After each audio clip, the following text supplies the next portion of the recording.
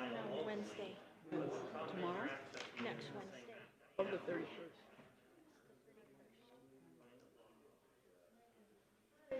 Thomas will also assist.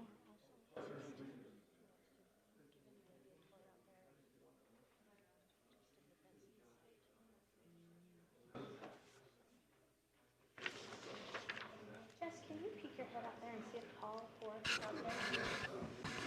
There he is. Oh, but now we lost. Now we lost 40. He'll catch up. Cats. Well. Okay. Council, will you turn your microphones on, please? Turn your mic on. Got it on? Ours is on. Yours is on. Ours is on. Jess, can you turn that mic on that's by you? Yes. Should go green. Thank you. Meeting will come to order. Welcome to the Cache County Council meeting, Tuesday, March 23rd, 2021. And we will begin today with an opening from Councilman Carl Ward.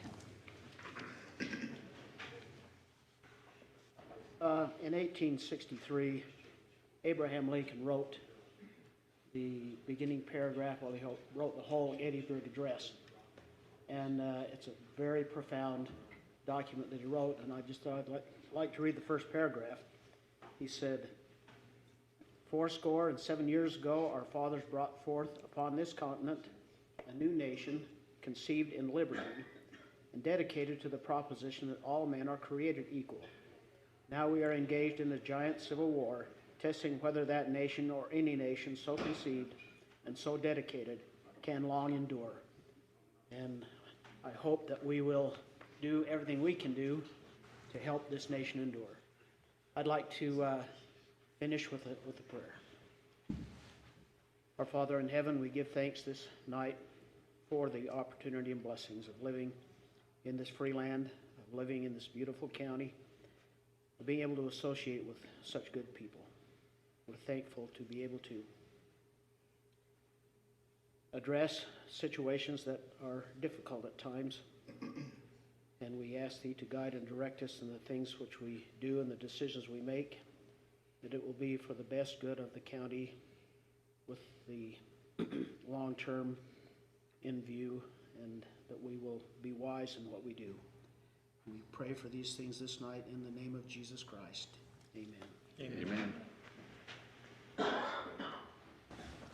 You join me in the Pledge of Allegiance. I pledge allegiance to the flag of the United States of America and to the republic for which it stands, one nation, under God, indivisible, with liberty and justice for all.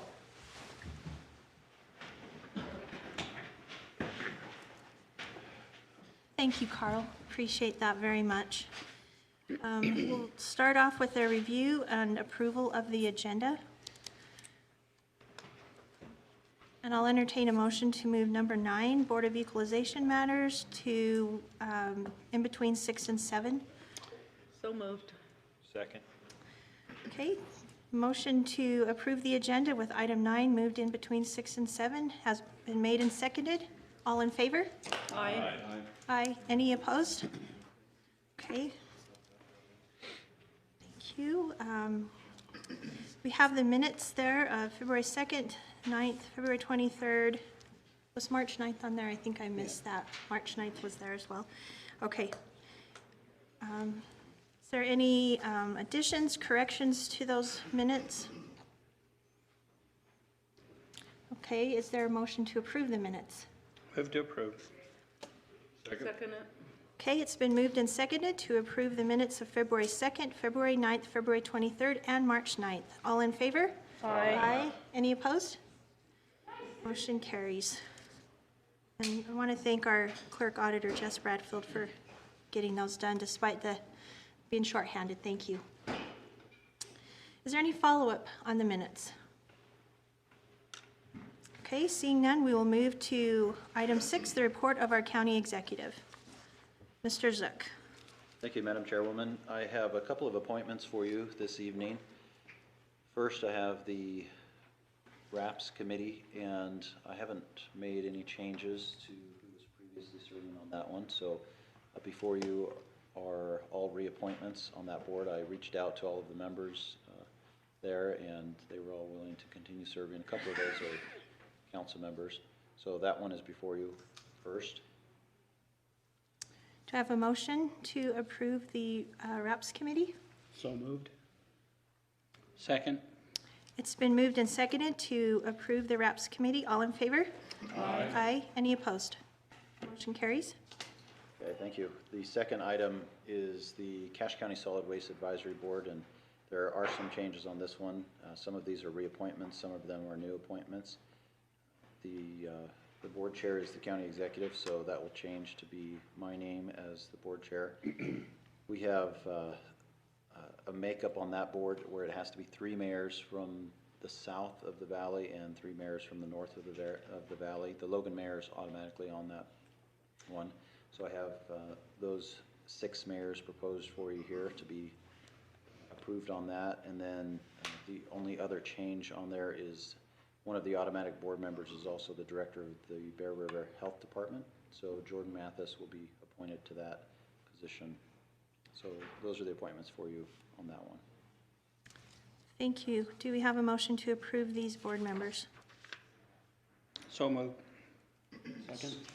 Okay, it's been moved and seconded to approve the Cache County Solid Waste Advisory Board. All in favor? Aye. Aye. Any opposed? Motion carries. The last one I had on the agenda tonight for appointments was the Planning Commission. However, after doing some research, we found that we have a few more members who are expired, so we'll be having a few more discussions on that and looking at some of the makeup of that board, and hopefully have that figured out by the next meeting and bring those appointments to you at that time. Also before you tonight is, in your packet, is the financial report, and that concludes my report tonight. Thank you. Thank you, David. Okay. Question. Oh, go ahead. Dave, when you do them, I'd really like to see the names of the people that, we're approving on the board. So as we do them in the future, if you would just, either on a separate piece of paper or even right here on the agenda, if you just list who the board members are that we're approving. In the agenda? I think the best way to do that is just put it on a different piece of paper so that when you say I'm suggesting that we appoint these people, that we know who we're appointing. I mean, sometimes we can remember who they are, but sometimes, it goes 4 years before we see that again. So if that would, at least that's the way I'd feel, that I'd like to see who they are. Do you want it to look different than the form that's in the packet right now? Well, I haven't had the packet in front of me, so I haven't. If it's in the packet, then I just haven't had a chance to read it. I only got into my packet today, so. Okay. And they were added late to the packet. We were waiting to hear back from some of the appointees to hear if they were willing to continue to serve. So it did get put in the packet late this time. Packet, then that's all I'm asking. Okay. I just apologize that I haven't had a chance to read the whole thing. I've been working on it, but I couldn't get into my computer. It threw me out, and then I had to come back. I've actually been into see Bart twice, and so maybe after today, I'll be a little bit more up to speed about what's going on. Okay, we'll make sure those get in there. Thank you. Okay, thank you.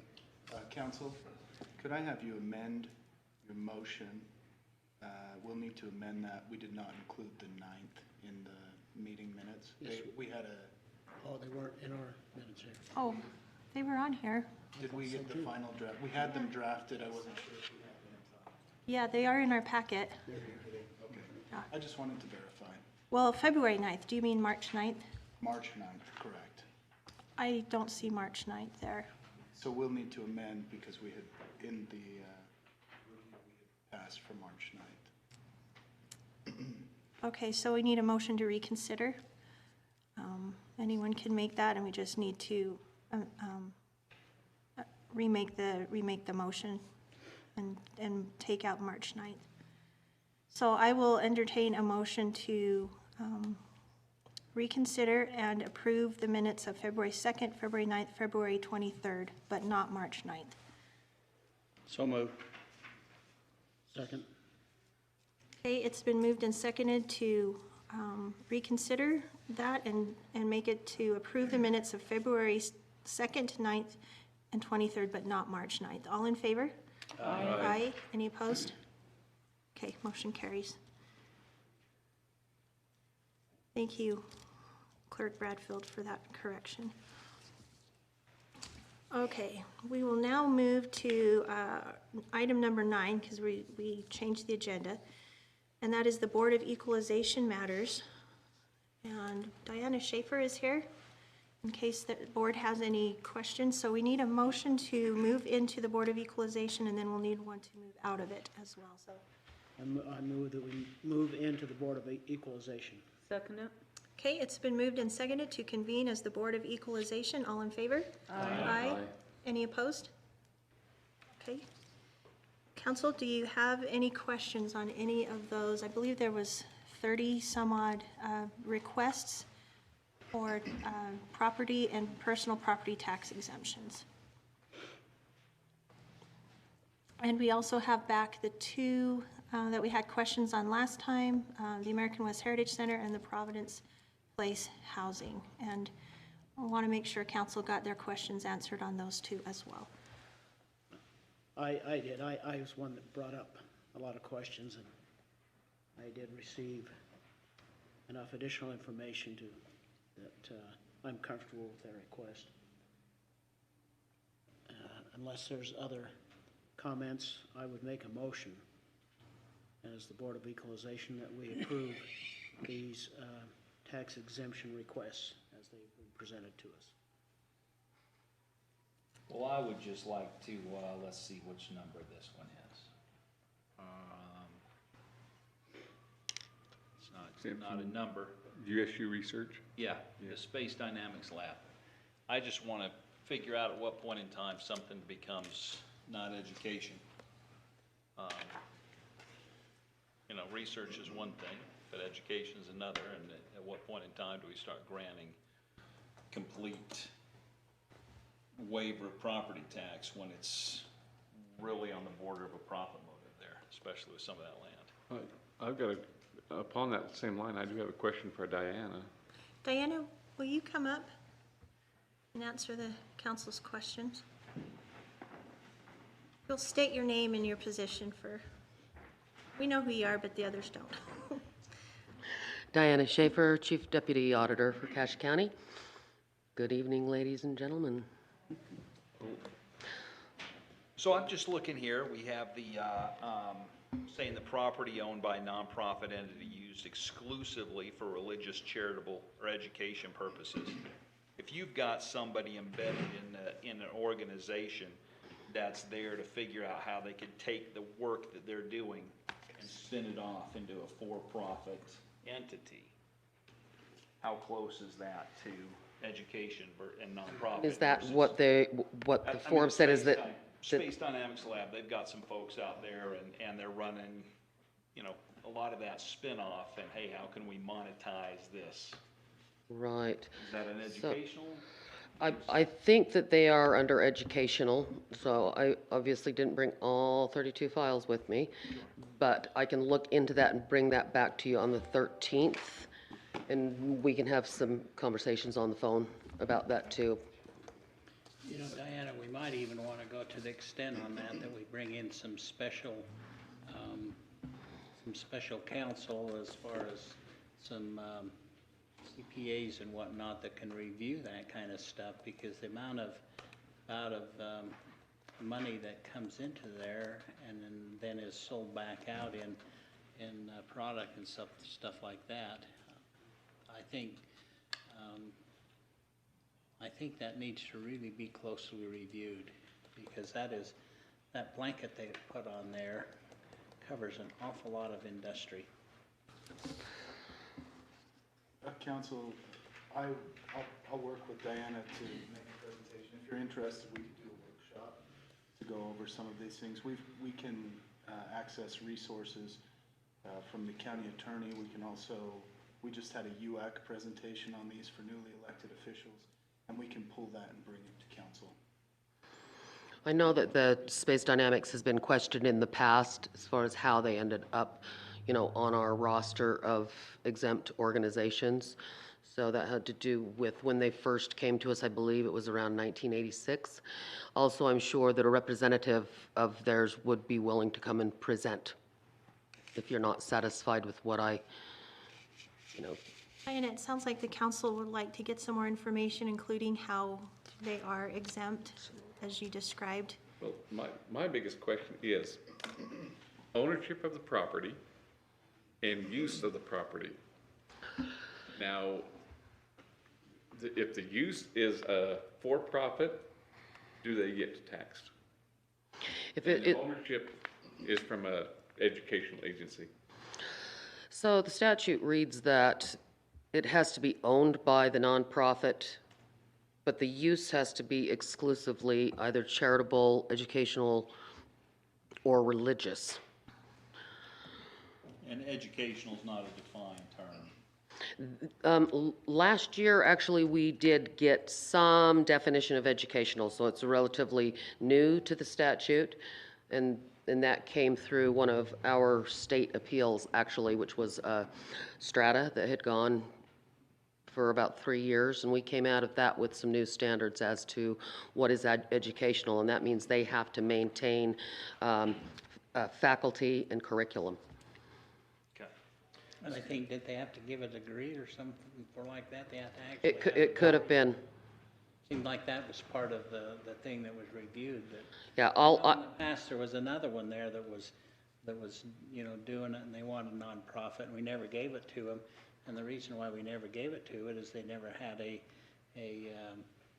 certificate of education or something like that. I know that they have to have faculty and curriculum, but I will bring that entire definition back for the review. So I guess, Madam Chair, what we're saying, and it's just like you mentioned, let's jerk that one and then go ahead with, and I'll second Carl's motion if we jerk the space dynamics so that we can go ahead and vote. I don't think we had a second, did we? We didn't have a second. I'll agree with that. All right. Okay. Okay, I had another question before you leave. I noticed Stevens Henniger College was one of them on there. the Center for Excellence. There, is that the building that's no longer operating? And Well, theirs is not on the building. Theirs is on personal property only. So that would be the business property that they use to run the school. so if they're no longer in operation as a school, do they still qualify? They sent their application in, so if you have information that they are no longer operating, then I think that you should probably table that one also, Well, along with that one, Discovery. is the Boy Scouts building on Golf Course Road still actively open and being used? They are actively open. They did lose their, they, as you can see, they reincorporated under Crossroads of the West. After all the controversy, they did lose the Scout Shop this year. Okay. So they used to have two, but now they only have one application for exemption. So Diana, back to my question. So if a business goes in on a university property, opens up, is that business being taxed for property tax? Okay, so a good case in point there would be Blue Square. Right, Blue Square. All of those are subject to privilege. Pizza place. They are subject to, Unless they're giving degrees there, I don't know. no, Kathleen Howell gets them for privilege tax if there is a business use on the property. I think it's important, council, we could do a presentation, and one of the things when we were, this past week, grilling UAC and the lawyers on this, they often would say it's a very nuanced field, and so if we could have some time, if you would like to table this and submit questions to us, we could prepare something in advance for those, and we can try to work with the legal team on the nuances. Diana and I are pretty good at looking into these. I wasn't aware of Stevens Henniger or Smith Dynamics Lab. I'd say that we could look into those and come back to you next time if there are any others. that we have We're questions on. actually litigating right now the question that you have. Yeah. So there are nuances to this, but we are in the middle of litigating that. Well, that's a big question there as to, You know, because what, I remember some places, there's some religious places that says, hey, you can't do this and this and this on this property, otherwise we lose our tax status. And all of a sudden, then I turn around and then some other entities are doing it, you know? And so. Like that's- James said, we I do bring have, that up so we can have this discussion and so we can get to the bottom of this to make sure that the right thing's happening for all. yeah, we have a couple very interesting religious ones, and they are coming down the pipeline for your review on the 13th of April. Two of them that are very interesting. One of them that's been in litigation 3 years, and one that we're going to recommend a denial and let it go to I tax. know and I understand and I appreciate all you've been doing. I mean, you, serious. Thank you. You guys dig into it like no other and that's terrific, so. Just make sure that your motion then. Yes, I was just gonna ask before does someone want to make a new motion? I hadn't stated the motion, so you guys can still change it before I state the motion. It still belongs to you and not to the council. So was there 3 of them that we wanted to review? Space Dynamics and Stevens Henniger. Was there another? It's only two. I think it was only those two that we wanted to take out. Let me ask a question. We really went through Stevens Henniger College a couple of years ago. Do we need to review that one? Because that one, If they're no longer operating. If Zook has information that they're no longer operating, I would say to table it. I'd advise that and so then there's look 2 of into them. that. Was there a third one? Yes, Nolan asked a question about the scout shop, but. But that was resolved. Yeah. So it's just the So 2. I guess our motion would be that we'll approve all those that have requested tax exempt, but we will pull out the 2 applications, one from the Space Dynamics and one from Stephen Henniger College. But we would go ahead and approve the other ones so we don't hold them up. I would second. Okay, it's been moved and seconded to approve these property tax exemption requests except USU Space Dynamics Lab and Stevens Henniger, and we will put those on a future agenda. All in favor? Aye. Aye. Any opposed? Motion carries. Thank you. Thank you, Diana. Okay, we will now move to item 7, items of special interest, Bear River Health Department Annual Report. Jordan Mathis and Lloyd Berenson. Thank you. Let me pass these out real quick.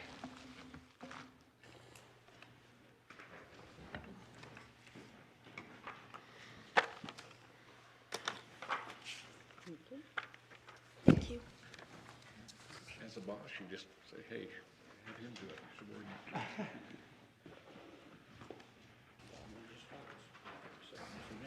We'd appreciate it if you'd take your mask off so we can. Yeah, I hear you, will. Okay? You're just a mild mumble right now. If the public would like any, we have some. I'm gonna give a quick introduction and then I'm gonna turn the time over to Lloyd to talk about his final letter as the director. My name's Jordan Mathis and I've been recently appointed as the director of the Bear River Health Department. I come from 6 years of experience as the director of the Tri-County Health Department that covered the Uinta Basin. A lot of similarities in the fact that we covered 3 counties and worked with 3 different county governments to deliver public health services there. I also have experience working with another health department in Southwest Utah.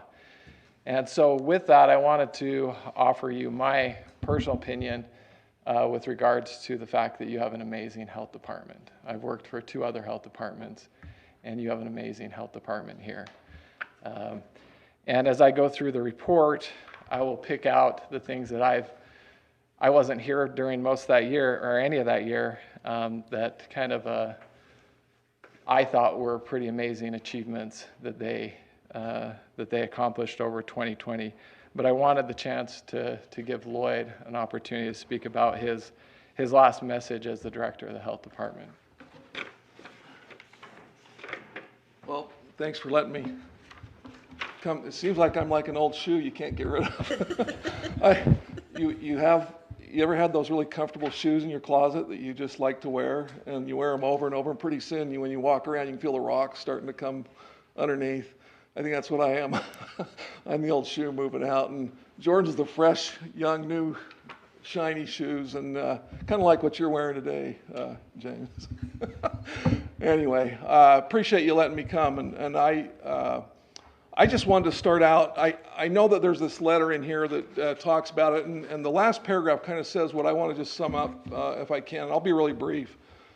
But I want to thank this council. I want to thank, I spoke to one of the mayors earlier before we came in. I want to thank the mayors, the legislators, the commissioners from the other two counties. As we've gone through this last year, the challenges that, and everybody doesn't agree, we know we don't always agree on everything that we do, but what's impressive to me is when we look back statistically how well you have done. We still have issues, and we have some things that we're concerned about. We have a lot of stress still in our community, which causes other issues that we are trying to worry about. But if you look at things statistically, cash-rich Box Elder County, and I'm going to focus on cash since I'm here. If you look at the nation and the level of mortality that went on, Utah led the nation in that, in terms of not high numbers, but in having the lowest. And then if you look at Utah, guess who led in terms of having the lowest mortality issues in terms of what happened in the state? Well, it's here. And I think in spite of all of the various opinions of how everything's, if you look at the whole thing, it is a great accomplishment, and you're to be commended for your leadership during that time. Previous Executive Butters, who's not here, certainly was a part of our board. Now David's on there, and but I just wanted to express my appreciation to you and the efforts that you've made, the input that you've had, the many hours that we've had a chance to speak to many of you on various occasions and talk through things. It's been a real privilege to be a part of that. So I won't spend any more time because I get this emotion part of me going, so I'm going to stop right there. But thank you for everything, and hopefully we'll have a chance to engage as time goes on and goes forward. So. While Lloyd's sitting down, he's got big shoes to fill, and Jordan's going to do that. But while Jordan's getting up here, we're fortunate to have the health director that we've had, and Jordan will come in the same way. There are health departments around the state that weren't communicating with their county and legislative officials, and were doing things unbeknownst to those groups. And they've been great communicators in involving and including the county all the way through this last year and long before that. But we're just fortunate to have that kind of relationship and association with our local health department, that that they're in touch with other public officials in the county and communicating with them. And I don't want to take anything away from you, but Lloyd's been exceptional, and Jordan I'm would going to agree take some with that. time away from him. I have two observations I'd like to share, because as Lloyd mentioned, I've had the opportunity to serve on their board now with James, and there are two things I want to share with you. One, I've been to 2 board meetings and 1 subcommittee meeting with them so far, and the professionalism that I've seen is superb. They are a well-run organization, which is a testament to Lloyd. I've been very impressed with them, especially as a small agency. They're relatively small. They're very professional, and I've been impressed with that. Here's the second thing I'll tell you. When I went down to the legislature for the first time after becoming county executive, I met with the lieutenant governor's office, and they had just toured all of the health departments throughout the state to look at their vaccination operations. And they told me that by far the one we had going on here was the best run in the state. So I just want to compliment them. They're doing a great job. Thank you. Jordan, before you go on, go ahead. Follow up on what Dave said. I'm very complimentary to your department for how organized the vaccine operation is because I've had my first shot, going for the second one, but it was so simple, so easy, good direction, in, out, very professional. Everyone was very good, so thank you. Great job. Right. Thanks, Barbara. I think all of us probably would like to thank Lloyd for your many years of service and and good service at that. And I don't think it would be out of line if we gave you a round of applause.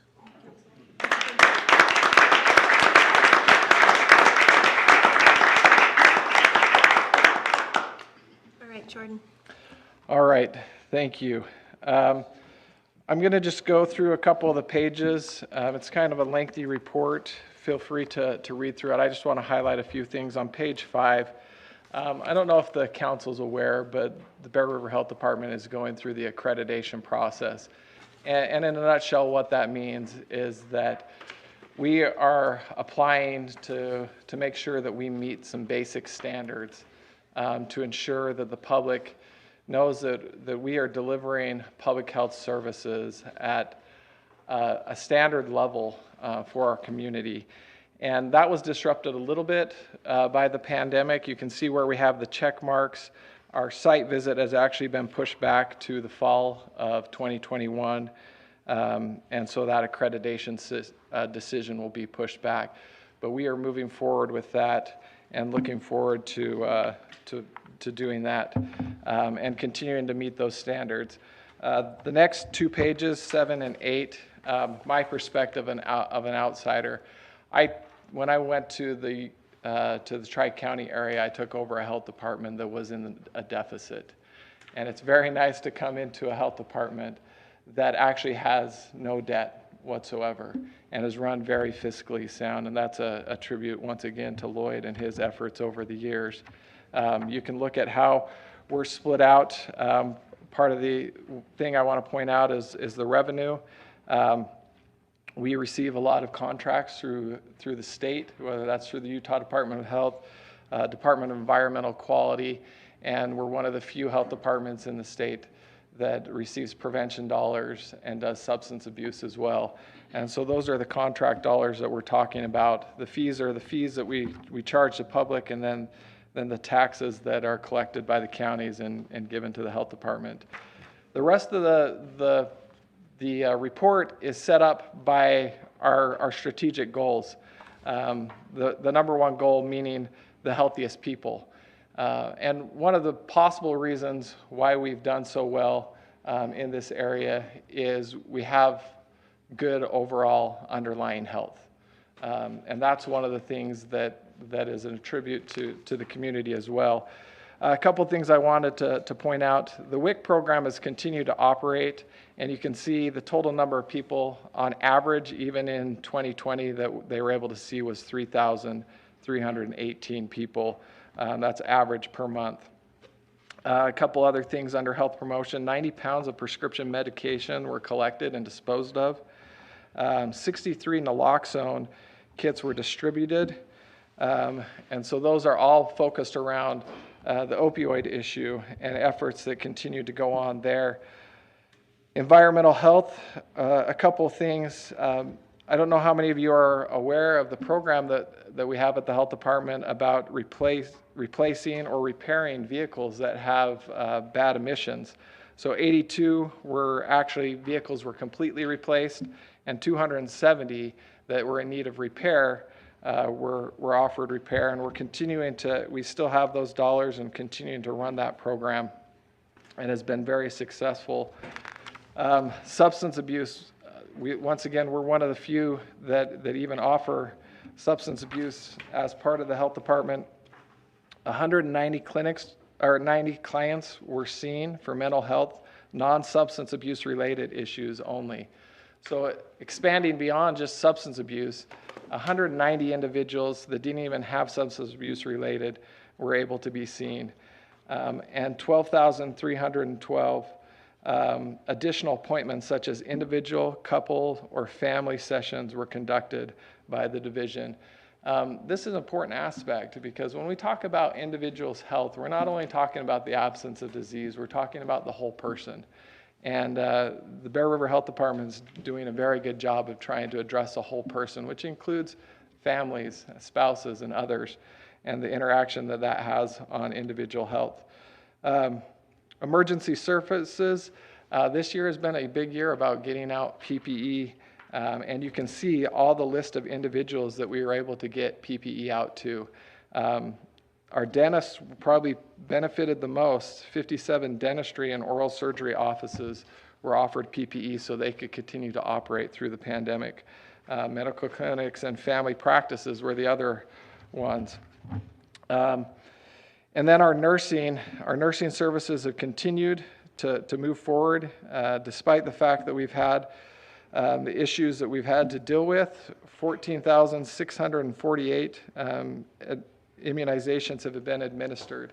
However, we know that that because of the pandemic, we're probably lagging behind in childhood immunizations, and we are planning already right now to figure out how we can partner with the school districts so when school registration comes around, we can get those kids caught back up. So those are efforts that have moved forward. Let me just, Go ahead. I think this is interesting. Our population should be declining because there were 3,878 birth certificates issued, but 5,420 death certificates. So our population declined by 1,800 people. So that's the number that were issued. It's not necessarily the number of deaths that were. So you lose your birth certificate and you have to get it, or oftentimes we have to issue multiple death certificates for various reasons, life insurance and other things like that. So that's accounted for. But the one thing to note, whether you like the health department or not, you come through it twice in your life, when you're born and when you die. So whether you like us or not, we're there for you at least twice in your life. You don't pre-print the death one, though. I So, want to see if you knew my day. goal number 2, a great organization. And I've already told you, kind of an unbiased view is we do have a great organization. I want to jump to page 15, a couple things. QPR, and Lloyd kind of addressed this. There's been an increased demand. QPR is question, persuade, and refer, and it's a research-based program about suicide prevention, about questioning, persuading the individual to reconsider, and then referring them to resources that can help. And you don't need to be a clinician to be able to do these simple things. And I thought it was interesting, what started as 2 to 3 sessions of 35 people turned out to be 18 sessions. Over 600 people, included both teachers, parents, who were trained in the QPR Suicide Prevention Gatekeepers program. And they never had this reception. And I don't know if it was because of the environment, people were at home. It was offered through Zoom, and that's another thing that we can also look at how we can continue to have our outreach a little bit further, is utilizing that in the future. On page 16 there at the bottom, the Bear River Health Department in July of 2020 began a new service allowing individuals to order their birth certificates and death certificates online, and received very positive feedback regarding our online services as well as the convenience of our curbside service, things that we're looking at of how we continue to offer those services afterwards. On page 18, the picture, I wanted to emphasize, it says counseling service were offered via telehealth to accommodate increase in client numbers and requests for treatment from last year. Mental health treatment continues to rise by more than double each of the last 3 years, with 190 clients in 2020, up from 84 in 2019 and 41 in 2018. And so the services that we're offering are in demand, and we're grateful that we're able to offer those through telehealth. The next goal is, go ahead.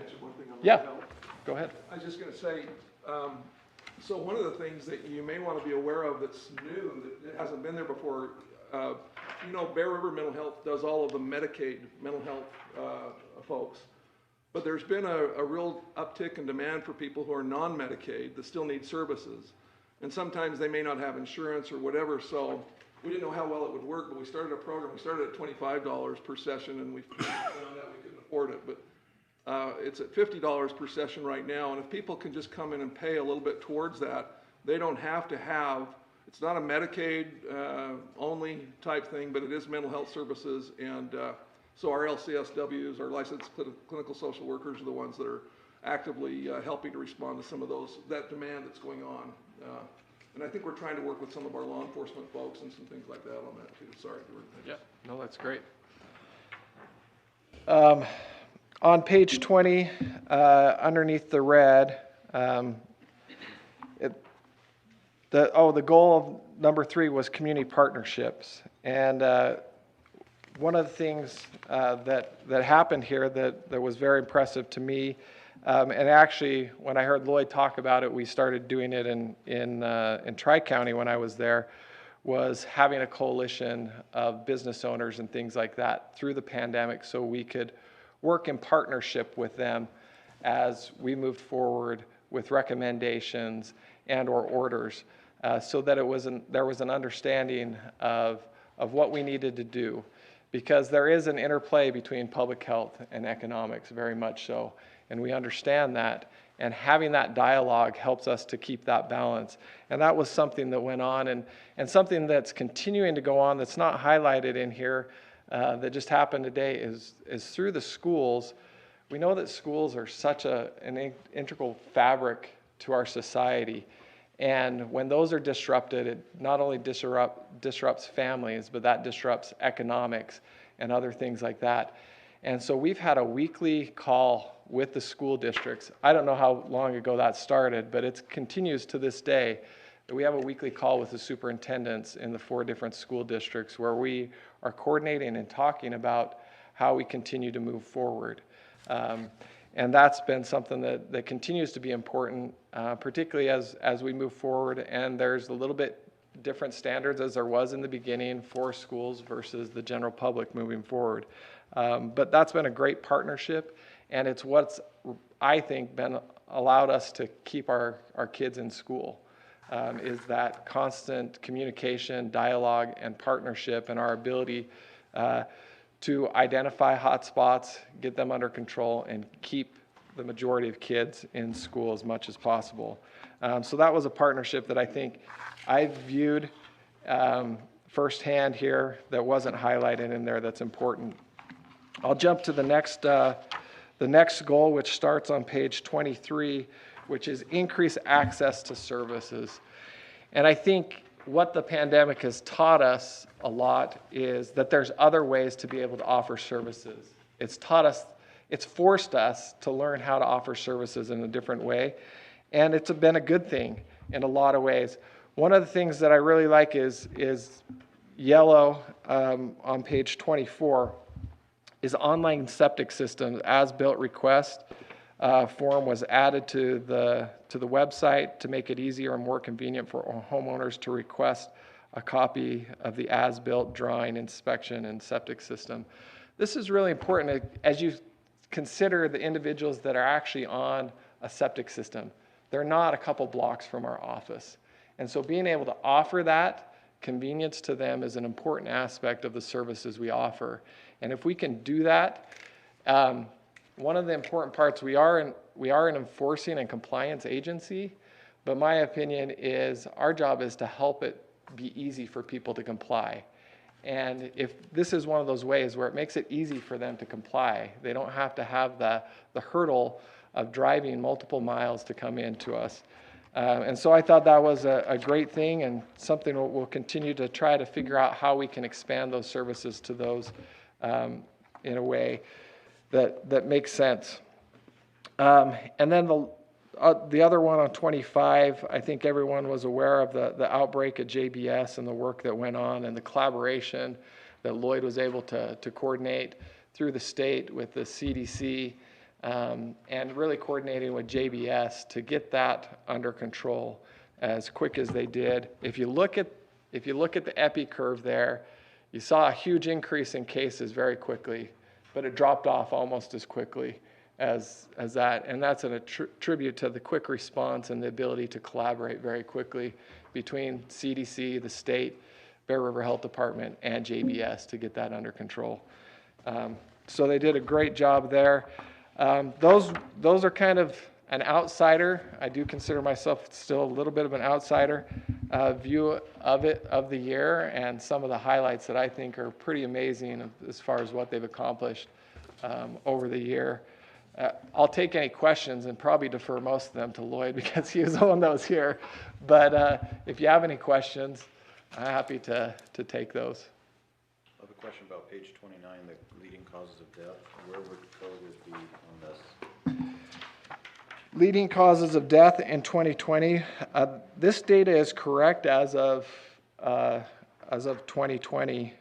So it's not in, I don't know what number it would be, but I can find out where it would be if you want an actual number to it. Yeah, I'm just curious in comparison. If I Google it, it sounds like our latest number is It was 41 last time I checked in Cache County. 41, so per 100,000, that would be less than that. I'm guessing it would be on this list somewhere, but somewhere in the top 10. Possibly. Those 41 are over 2 years, so Yeah. maybe it wouldn't have even made the list. Somewhere low. And I don't know when was this published? It was in November, right? And they did this off of 19 data, so they don't publish it until the next year. So we Okay. won't know what the 20 data is, but we can, when we do that, we'll update data so you can have. Thanks. Any other questions? I guess I'd just take a second just to follow up with Lloyd. I mean, it really reminds me of one of my favorite poems by Rudyard Kipling, and the first line is, "If you can keep your head about you when others are losing theirs and blaming it on you." And his guidance through this whole pandemic has been exemplary. Up here in Cache County, we should be example for the state. There wasn't a contemptuous assault on civil liberties up here. There wasn't a gratuitous use of emergency orders based on pretty flimsy data. And our results have far outpaced other places where both of those things took place. So I couldn't be more happy with your leadership and what you did here and the results that you delivered. Thank you. Thank you, Paul. Anyone else? Okay, Jordan, thank you so much, and we're excited to have you part of the health department. Thank you. I'll just comment.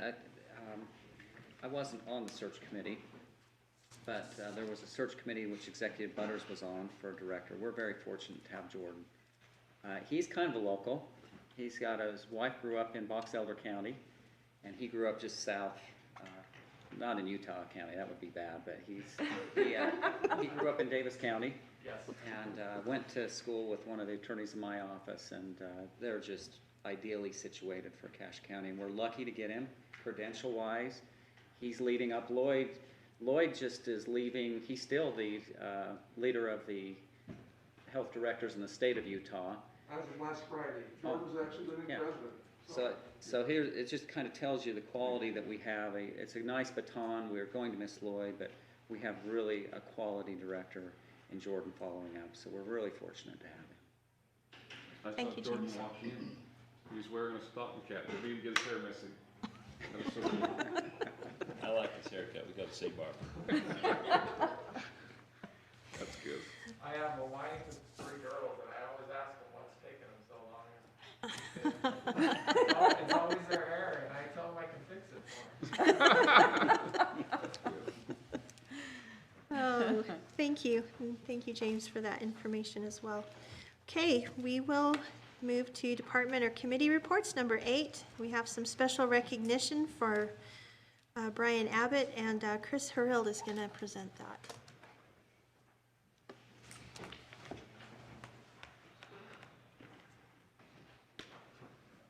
Thanks for letting us take a moment to do a little recognition for our department. This is a pretty unique situation. We haven't had this happen before in the county.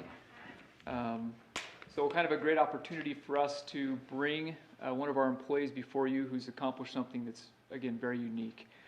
Brian Abbott's been with us for, how many years, Brian? 13? 14th year. So he's been here for a good amount of time. He's seen a lot of change with the county too. But what we're talking about tonight is he's accomplished something that no one else in the county has for a building inspector. In fact, there's only 15 in the state, 15 in the state, and Brian's one of those. And that's that certified building official certification. So we wanted to take a minute and let the council know what he's done, recognize him for that accomplishment, and keep in mind, this is in addition to all the certification he has to have, certifications he needs to be an inspector. So he's got to have residential, commercial. You can probably tell him more, Brian, of all the rest, disability, ADA stuff. Accessibility, energy. Energy. But this one's a little more unique because now he's going to be looking into things like legal aspects, management, and then kind of that overall picture of how inspection needs to happen. So it's a much broader scope and really indicates, as you see in the packet and the information I gave you, his initiative and his drive to do something that isn't typical. A lot of building inspectors can stop, at those residential and commercial certifications, and they're great. They'll be accomplished, they'll do well. Brian's really made an extra effort to make that happen. One last plug, unless you want to ask Brian a couple questions. A lot of this comes because of you as council. You've let us hire a couple more individuals on our staff. That makes it possible for our inspectors to put more time into training, to become more competent. So a lot of that is reflected on your support to make some of that happen. So appreciation to the council for helping us make that possible. Brian, do you have questions for Brian? Do you want to hear a speech or just I got one prepared now. I'd love to hear one from him. See if you can see what's happened since you graduated from Skyview High School. Yeah, not much. Oh, it sounded like a lot. So. Well, I do have one. In all of this, did you get your CS degree? CS degree. You'll have Building to. inspectors do need this. I may or may not have. I'm not sure. Common sense. Common sense. I'd like to think I haven't lost that yet. A few more years, possibly. Council, any other questions? Please join me in a round of applause of appreciation for his contribution.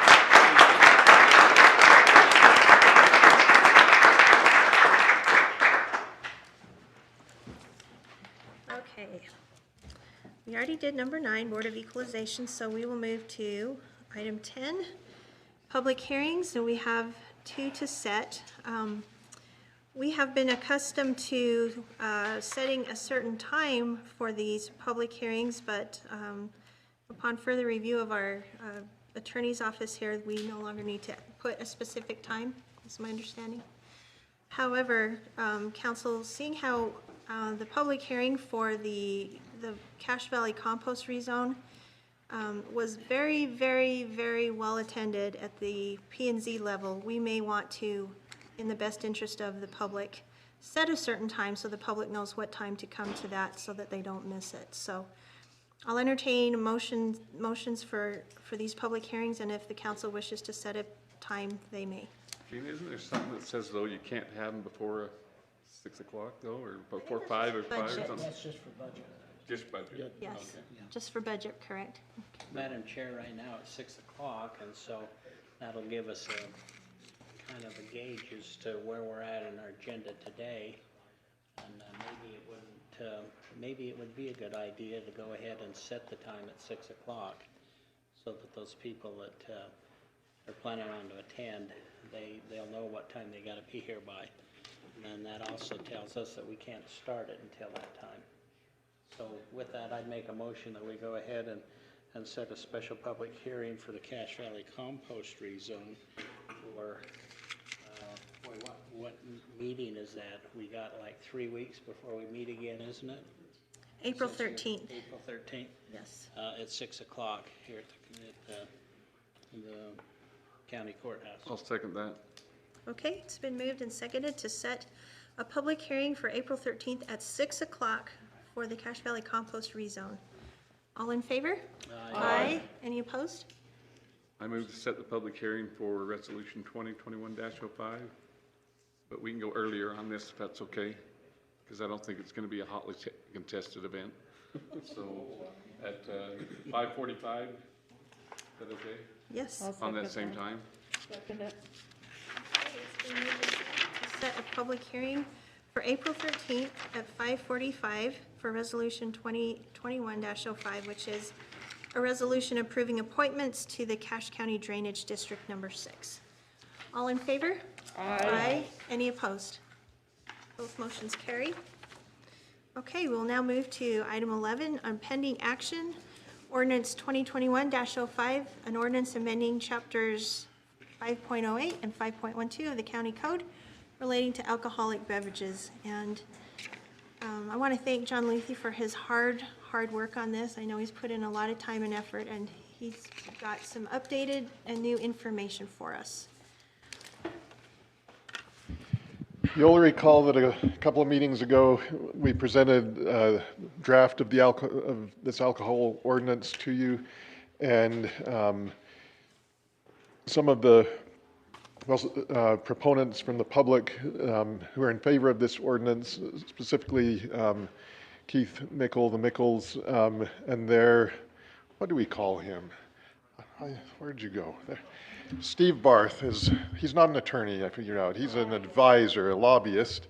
He's an expert on these things. They advise that we probably ought to make some changes to the ordinance, that even those in favor of it would appreciate some changes before it would be passed.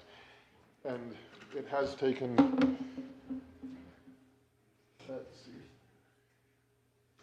just a bit of time for me to get this to you, and I appreciate your patience. As I've done that updating, I've learned some things, some of which are answers to questions you all have had along the way, and some things that I've just thought if I were in your seat, I'd want to hear as well. So before talking about the updated text, just want to show you some of the things that I've learned. And one of the questions that has come up over time is, don't we have alcohol licenses in Cache County already? And we know that we do, and I found that there's a list. This was updated as of, I believe, Monday of this week from the Department of Alcoholic Beverage Control at the state. And this kind of data is, if you're in favor of alcohol ordinances, you can use this to show, look, we've got lots of them and we're doing fine. If you're opposed to them, you can say, look, we've got lots of them, we don't need more. So the idea of this isn't necessarily to say one way or the other, but to inform you. You can see up here 77 licenses currently in Cache County, all issued by municipalities in the county. And those are of a variety of types of licenses. And as you come down here, it totals them up. And just a brief summary of those totals. Of those 77, you'll see this number 40. 40 of those are the OP, I forget what that stands for, off-premise beer retailer. So that's places that sell beer, whether that's Walmart or Maverick or Lee's, wherever. Those are the stores that are selling beer. That's the biggest number. And then of these other numbers, we have 7 that are bars and taverns. That's the White Owl, the Cache Venue, Sultan's Tavern, Oasis Restaurant, Mulligan's, the Logan Country Club Bar, and the Eagles Lodge. Birch Creek Golf Course also has Gallery Cafe, which is an on-site beer retailer. Then there are 27 restaurants. Some are licensed only to sell beer at the restaurant. Some have a full restaurant license, and some have a limited restaurant license, but there are 27 of those. That's everything from the Elements to, my wife and I love to go to Tandoori Oven. We haven't taken advantage of their liquor license. LD's Cafe out in Richmond, the Sizzler. So those are the restaurants in town. There's one who has a banquet catering, and that's the Riverwoods, where at events at the Riverwoods, if you're going to have alcohol, the Riverwoods will provide that rather than the individual folks renting it out, bringing it. And what was most interesting to me here is we've got one winery manufacturing license already issued in Cache County, which is this one here to Slide Ridge. And so to have found kind of a case study in the county already was interesting. And I called the owners of Slide Ridge, and they're in Mendon, and called, they recommend or suggested that I also call Mayor Bust out in Mendon. Just ask some questions. Let's see. This is Slide Ridge's website. They've been operating, it looks like, for nearly a decade, and they primarily do honey, and they do honey wine, and then they make honey wine vinegar. And what did I just do, Janine? I pushed the wrong button somewhere. The Mendon City, after a number of hearings like you're doing, gave local consent for a winery manufacturing license. The mayor was not, the current mayor wasn't there at the time, and the owners don't exactly remember when we spoke today whether it was that the city imposed the restriction or they agreed to it to help get the consent, but they agreed not to have a tasting room. Or the city imposed that. They couldn't remember for sure, but they don't have a tasting room, and they don't have a package agency. The owners would prefer to have a package agency where they could sell the wine on site. The city has declined to give consent for the package agency portion. The owners indicate that a lot of their customers are tourists.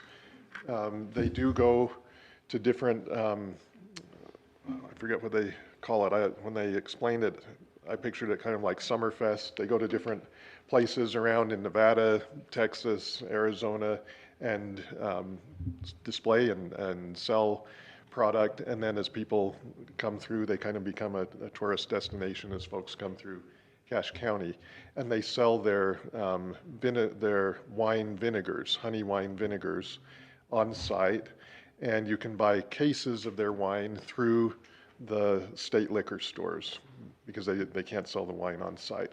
They indicated that it is a tourism thing, and they do have on occasion, because of drought and that, where there are years where they can't get honey from their own operations and are having to bring in honey from other parts of the state or out of the state or Canada. And so that consideration that you're thinking about how much might you require, that is a real thing, even when it's honey versus crops.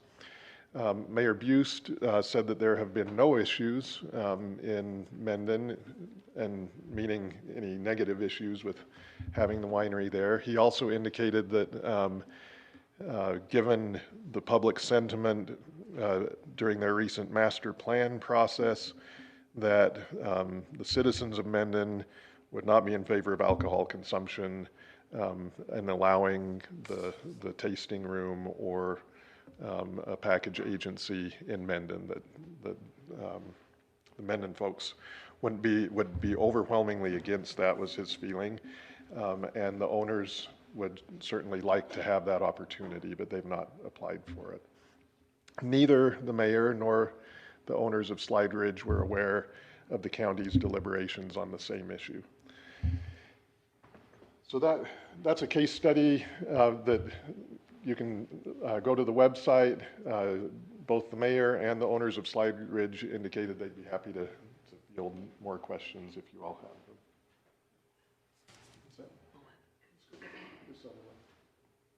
Now, just in looking at comparable ordinances, I looked for places that have comparable facilities, and this is one in Cedar City. I know you've been planning to do a site visit to a slaughterhouse. I thought maybe you could do a virtual site visit to a couple of wineries. So I'll quickly just run through some pictures. This is one in Cedar City, and what I gathered from Cedar City is that there is very little in the way of local regulation of the type of ordinance that you'll have before you tonight, that you get your consent there, and then it is primarily left to the state to regulate. I'll show you another one in a moment that's different. I forget how many pictures there are. And I'm happy to just send you links to websites afterwards if you'd like. And that one is in Cedar City. It's not in unincorporated Iron County. It's actually in Cedar Correct. City. This one is right in Cedar City. Are most of these within a city limit somewhere? The two in the Moab area were in Grand County. And see, this one, Cedar City, is in Cedar City. There's one in Layton City. And it seems like there's one other one that I became aware of, but I can't remember right off. I think we're about to the end of the pictures on that one. The other one that I have is from the Moab area, outside of Moab. And Grand County also doesn't appear to have kind of the full regulatory scheme that Summit County does, and I modeled the ordinance that we're presenting off of Summit County's model. But this one is from down by Moab. There are a couple of them. Summit Counties or Wasatch? I misspoke last time and said Wasatch, and it turns out it's Summit, yeah. This is about 20 miles up the Colorado River, east of Moab. Yes. And then there's another one to the south.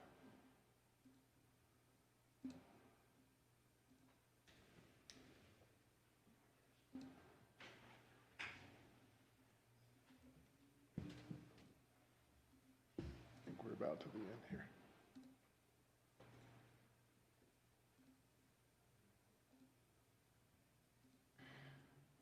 So those are some of the background things that I found that if, as you've asked questions and we don't have all the non-legal answers, those are some sources that you could have and just provide a little more context on some of the non-legal questions.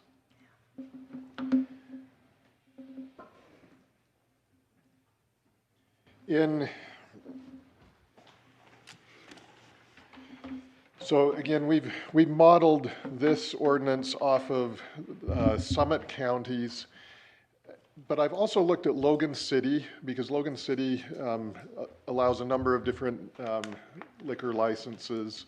It doesn't allow winery manufacturing. It does allow brewery. And Logan City, Layton City, which does have winery manufacturing, and of course, Summit County, there's one other that I looked at that I can't think of, that do have a little bit more of a regulatory scheme in terms of when you come and apply, we're gonna have the building officials look at your application, fire department, and the sheriff, and you're gonna need to come back each year and renew. And then there are some that really, it's the initial one-time consent and then leave it to the state. They're both models. With that, I'm going to walk you through this ordinance, knowing that you may consider and even vote on it this evening. I provided this to, again, the Mickles representative, Steve Barth, and he's given me some feedback today, and I'll note what that feedback is as well.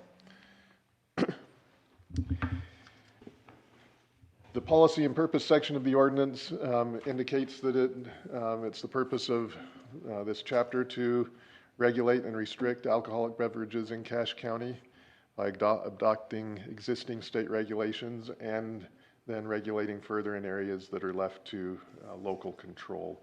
And that specifically that additional regulation would be to limit the types of licenses that are allowed to a winery manufacturing license, and a package agency.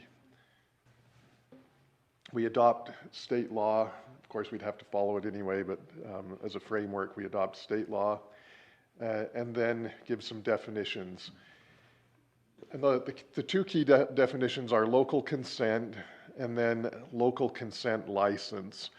Local consent is a term in the state code as well, that there's all of these state licenses that are available, but the local authority, and that's you, has to give consent before someone can get any of them. That's what local consent is. Once you've given local consent, then the state proceeds. And so if the county wants to then have control to say, well, you're not meeting our standards, we're going to shut you down, essentially. The prior draft just all spoke in terms of consent, and that we'd revoke consent. That's one of the feedbacks that I got, that really, once you've given consent, it's hard to revoke that consent. And so if you want to be able to revoke something, it needs to be the business license. And so this creates a specific type of business license for someone who has an alcoholic, a liquor license. And so we've called that a local consent license. The ordinance would allow the county to give consent for a winery manufacturing license and then a type 5 package agency. One of your questions last time was, if you become a package agency, can you sell anything or would it be restricted? And the Utah regulations identify 5 types of package agencies, and type 5 is specific to places that manufacture being able to then sell their own stuff on site. So this would limit the county's consent to a type 5 package agency. This would say, if you've got a license, you got to follow state law, and you're acknowledging that. John, can I ask a quick question there? I Yeah. think the question also was, does that mean they could sell more than just their product, or is it only their product that they can sell? So the code does not identify more specifics than if you become a package agency, then you can sell as a private entity rather than the state-owned liquor store, and these 5 types. And beyond that, the code says is controlled by whatever your agreement with the DABC is. And so I've not had time since I learned that much to be in touch with DABC to find out what is typical in those agreements. But there would be a specific agreement between the package agency and the DABC as to what they could and couldn't do. Thank you. When someone would apply with the county, they would need to meet these basic qualifications: be 21 years or older, not have had one of these licenses revoked in the last 3 years, not been convicted of a crime, they don't owe the county money other than for current taxes. You can kind of see that basic list. They would need to provide information about who owns the business so that background checks could be run on those folks. One of the recommendations from Mr. Barth was that not only require identification of owners of the applicant, but if you've got a parent company who is really controlling the license holder, that you also find out who's the owner of any entity that's really controlling the license holder. So we've added that. And that we've added that if licensure or if ownership changes, that they need to come and notify the county of that change in ownership, and then new background checks would be run. These are the kinds of, when I say regulatory schemes, that aren't in some jurisdictions and just leave it to the state. This would have the county still providing some oversight at the county level as well. Section on what's required in the application, and then what happens with the application before approval. It would go to the sheriff for appropriate background checks. I've spoken with Sheriff Jensen, and he's said they could could do that, and they would be on board with that. They'd do background checks as well as check for proximity to community locations where it couldn't be, and just look into the general character of the area where it would be. I spoke with Jordan Mathis also, that the Bear River Health Department would review, and they wouldn't review for how the alcohol is produced, but in terms of the tastings and the food production and serving on site, they would have oversight of that in any event. And so an initial look by the health department, they'd be happy to do that. Fire authority, make sure that fire standards are met, and then the development services. One of the pieces of feedback that I received today was that, as written, this would require the development services to look at the building and the fire department to look at the building. And the request is to make a change to the language, which I've not been able to do yet, that would allow a look at the plans for a building, so that someone could get an indication that, yep, you've got consent before they make the investment to actually build the building, which seems reasonable. But we would need to make a change to the language there. You would need to change what? So that the fire authority, development services, and the health department wouldn't be required under the ordinance to go and inspect the facility itself, but that the applicant could receive local consent prior to constructing the building. That's a request that's been made, so that they could know if they'll have consent before they make the investment. Summit County does not do that. Again, I modeled this language after Summit County's. Approval to go ahead and do the operation, but not the licensing to actually physically do it. Still has No, the request would be, give us the license before we build the building, and base that on our plans, and you can inspect our plans, and then the state will be monitoring us as we go forward. And so the county is still going to be covered, and we can make our investment knowing that we're going to get local consent. That's the request.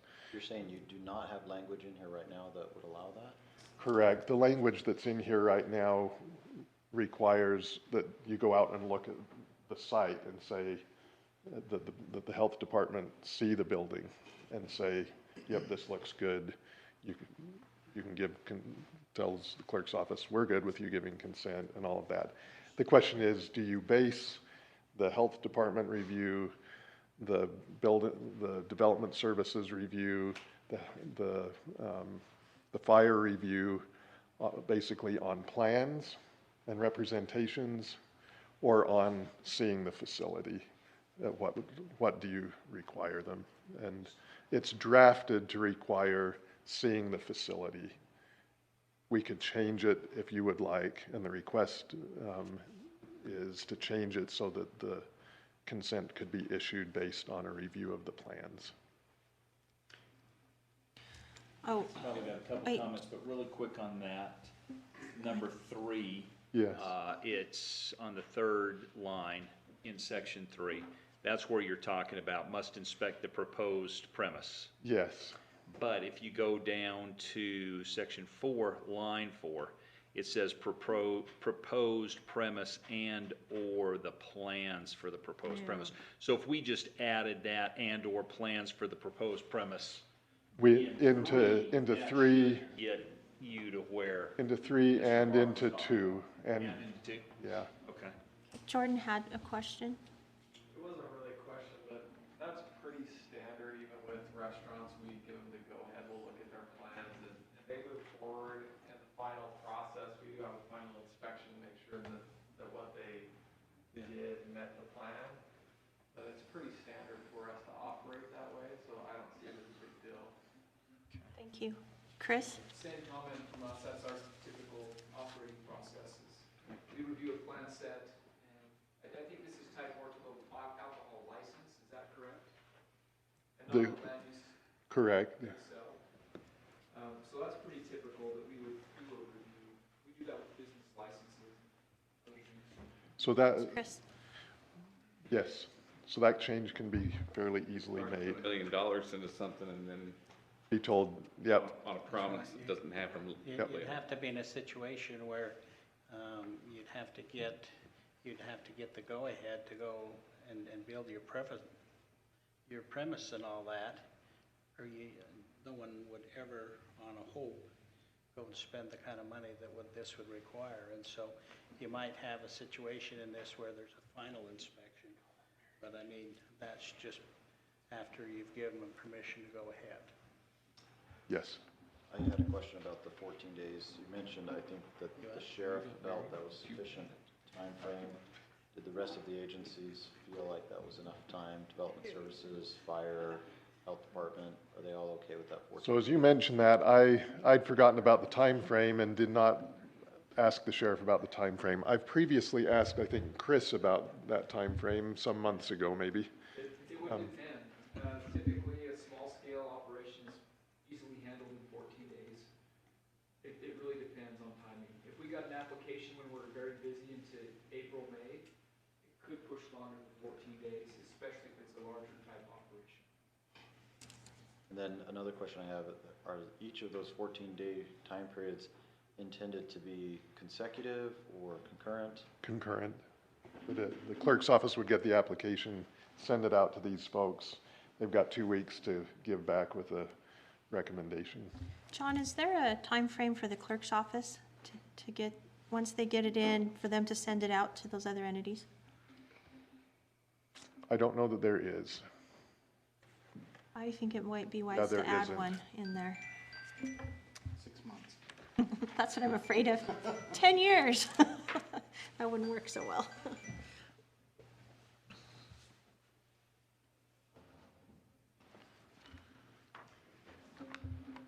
For each of those departments that would look at it, if this language shows up in each section, but if recommending denial of local consent, the sheriff or health department or whichever department must submit a detailed report of the investigation, record the recommendations on the application and sign it.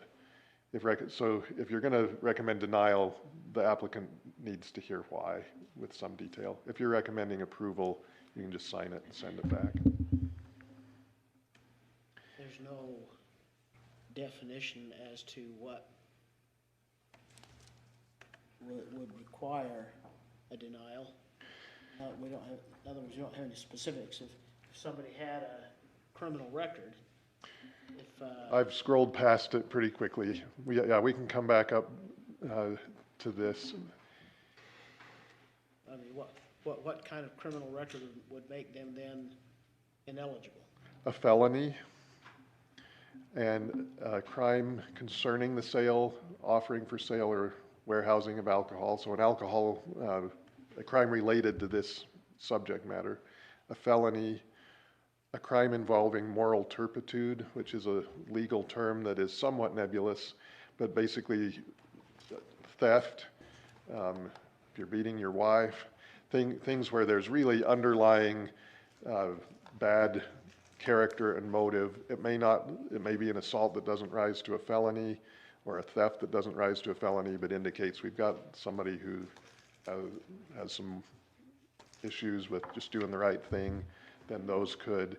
And then 2 or more DUIs in the previous 5 years. Okay. That would be a hard no. And the other hard no is if your proposed location is too close to a community location as defined in state code. And the others would be more with the health department, development services, fire, and sheriff, just looking, does it look like we're going to meet, since it looks like we'll change this to the plans, does this look like we're going to meet code in those ways, and sign off yes. And if there are concerns, they could flag those concerns and state the reasons why. Thank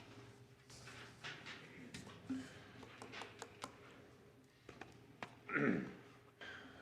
There's a training requirement in state code that a management person at a place with an alcohol license needs to have some specific training, as do anyone employed there that's going to serve alcohol. I've drafted this where that initial set of folks would need to show that they've received that training as part of the application. Excuse me, this is the second request for making a change that perhaps they won't have already had that opportunity, and that we change that to just that they are required to keep at the premises the certificates that they've received the training and make them available for inspection. Seems like a reasonable change to request, but haven't made the change in the language yet. And then they'd need to pay the fees. And on that note, this ordinance does not designate what the fees are. As with our other things, we say it'll be a fee as set by resolution of the council. So at this point, the council would need a separate resolution to do those fees. That all would, after 14 days or whatever time frame is designated, come back to the clerk, who, if their applicant meets the requirements of this ordinance, then the clerk the clerk must give local consent and issue the applicant a local consent license. And then before you'd be allowed to actually operate based on that local license, you'd have to get to the clerk's office a copy of your state license. And then it's got what's in your local consent license, and you display it. And the term of local consent would be annually, to renew annually. And again, this is one where Logan City requires this, Layton City requires it, Summit County requires it. We've included it here. Others, once you've given the local consent, just rely on the state. So that's something that you could consider. The third request or flag that I got today was along these lines, that this would mean you'd need your ordinary business license and the local consent license, which again is how Logan, Layton, and Summit do it. Some others have it more as an addendum to your regular business license, so that you only have to reapply for one thing at one time during the year, because the time frame here would be a reapplication by December 31st, and that's based on the timing of the renewals at the state, so that those would be lined up. Our other business licenses in the county renew on February 1st, so this does have that kind of hassle for both the clerk's office and the applicant, that they'd renew their local consent license the end of the year and then renew their business license by February 1st. Given some more time, we could get that all straightened out and streamline it a little bit better. But that was highlighted for me today. So let me restate that again. Yes. 3 licenses, they're getting one from the state. You're getting a state Two license. licenses. 2 licenses. Well, they're getting, yeah, for each type of package agency license and a winery manufacturing license from the state. They're getting a Yes, business package license from the county. I'll just say the package agency agreement, which is not it's not renewed. That is a little different. Okay. The package agency is a contract that you then have with the state. But they're having to renew something with the state every year. They're having to renew a business license, and then we're gonna layer on a local consent license? That's exactly what I just said. Which That again, sounds almost as appetizing as the $40 fee for water heaters. But I love so much. and again, I've taken the approach of modeling it after Summit County, and then have also reviewed Logan City and others, and found that this is not uncommon, but certainly there are other ways to do it. Yes. This probably doesn't need to be included in this, but let's say they get all approved and everything by July. Then by the end of December, they have to renew that license again. Is that correct? When we look at fees, is there a way we can look at fees, say, if it's only for like 5 months? are we going to do anything with that, or? Are you talking about the initial licensure? Yeah, I've not put in something that, Well, and for that I don't think it needs initial, to be in here, but I think as a council, we maybe need to look at the. when you do the fee schedule, yes. And Mr. Borup, to your point, in defense of this approach, there is at every level and always the enforcement issue. And the county may become aware of things and want to have an opportunity to say, hey, we're going to suspend this till you get in line, rather than rely on the state. And so that would be an argument for keeping some control at the county level to address issues if you feel like there are issues. And, I mean, I understand that, is there not a way to fold that into just the business license? And that was basically the request that was highlighted, the third one that was highlighted from Mr. Barth today, is that if that could be one business license with a local consent addendum to it or something, so that becomes one process rather than a third one. Yes. Yeah. But I've not had a chance to rework the language to make that happen. I have a question about, way back down on page 11, the advertising on county-owned property prohibited. Any advertising of alcoholic beverages in or upon any county-owned property is prohibited. I remember we mentioned that last time. There was concern about what if there's a newspaper sitting around. So Council that is one of chambers. the changes. And I will say, this is more streamlined, although it's still a number of pages here, more streamlined than the last one you got. And Mr. Barth was highly appreciative, said this is head and shoulders better than the last one from their perspective, because of the streamlining. One of the things that was changed, and this is skipping down, and I do want to come back just so that you understand the full thing, but before this said advertising or advertisements, basically, of any alcoholic beverages in or upon county-owned property is prohibited. And I felt like if it said advertisements, then yeah, if there's an advertisement in the paper and it's sitting on county-owned property, I can see that. Once we just say any advertising of alcoholic beverages in or upon county-owned property is prohibited, to me, that seems very difficult to say that a plain reading of that means that you can't have the newspaper in the county building, but you can't be advertising. An advertisement may be sitting on the table, but you can't be advertising. Thank you for making that distinction. I had a question about that section too while we're on it. Does that mean if somebody is selling alcoholic beverages, they can't have a menu up above them or in front of the bar or something like that that says what they have for sale? If they're on county-owned property. So they could not even have that. What about an actual written menu that shows what drinks they have? Well, so now we're thinking about what is advertising. I don't know that the menu is advertising. Let me say it that way. But if it were up on a placard behind them that said cold beer. Good question. In my mind, the question for you all on this, and we can come up with the language that would do what you want to do or not want to do, is, for example, at the rodeo arena during the fair, can we have Budweiser be a sponsor with banners at the rodeo arena? And that sort of thing. Are county-owned properties going to be properties where alcohol advertising is allowed? And what I don't think was contemplated by this is menus if there's alcohol being served at the event center. And we'll just take whatever direction in terms of what you want to do and find the language to John, did you say you're going to go backwards? because we're almost through the whole Public scheme. hearing, so we can't take public comment. Yeah, I don't know if we've got advertising happening with the Might. Visitors Bureau. Yeah.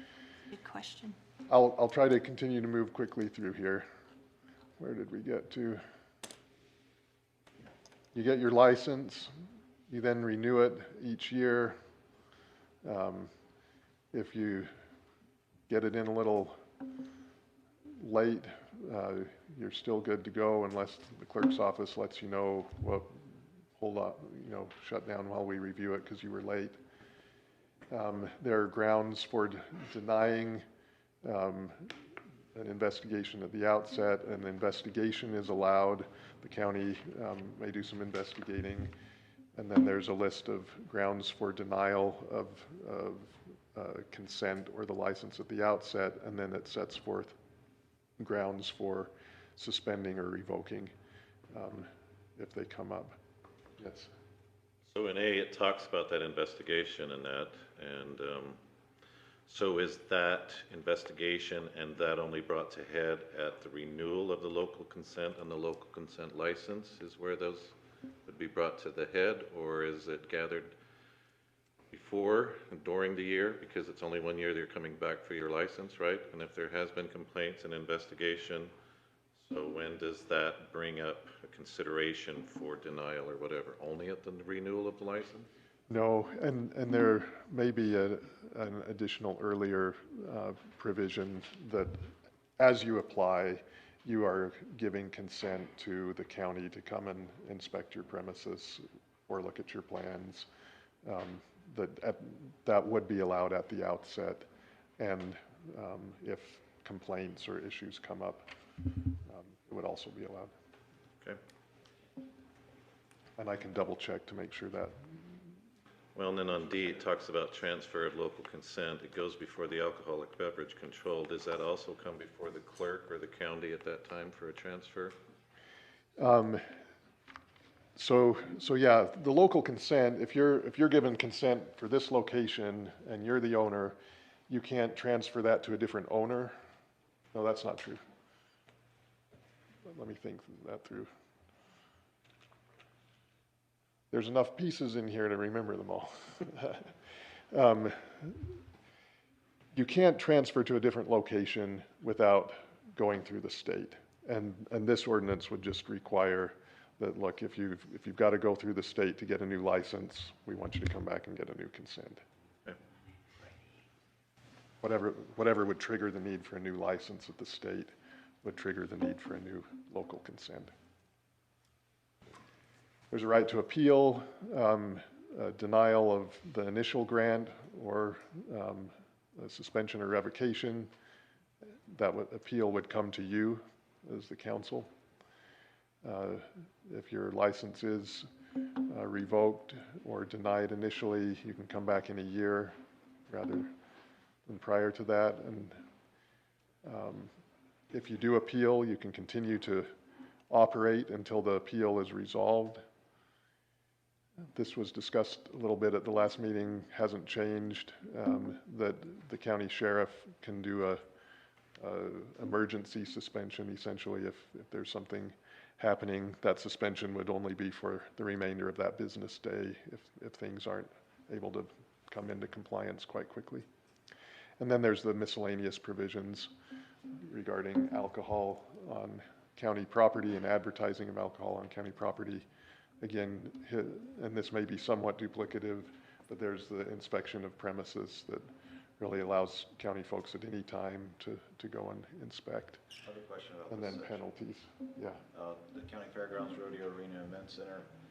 It says, and maybe this is covered in some other ordinance, but it says that it's unlawful to possess or consume alcoholic beverages in those locations, except at a private event with written consent.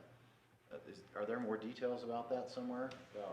No, and and the comment at the last time that we brought that up is that we may need some policies to adopt. You may need to adopt some county policies for how that works, because as I understand it, folks that now rent out the event center can bring their own alcohol to that event, and you don't need a license to do that. Because we do not have a prohibition?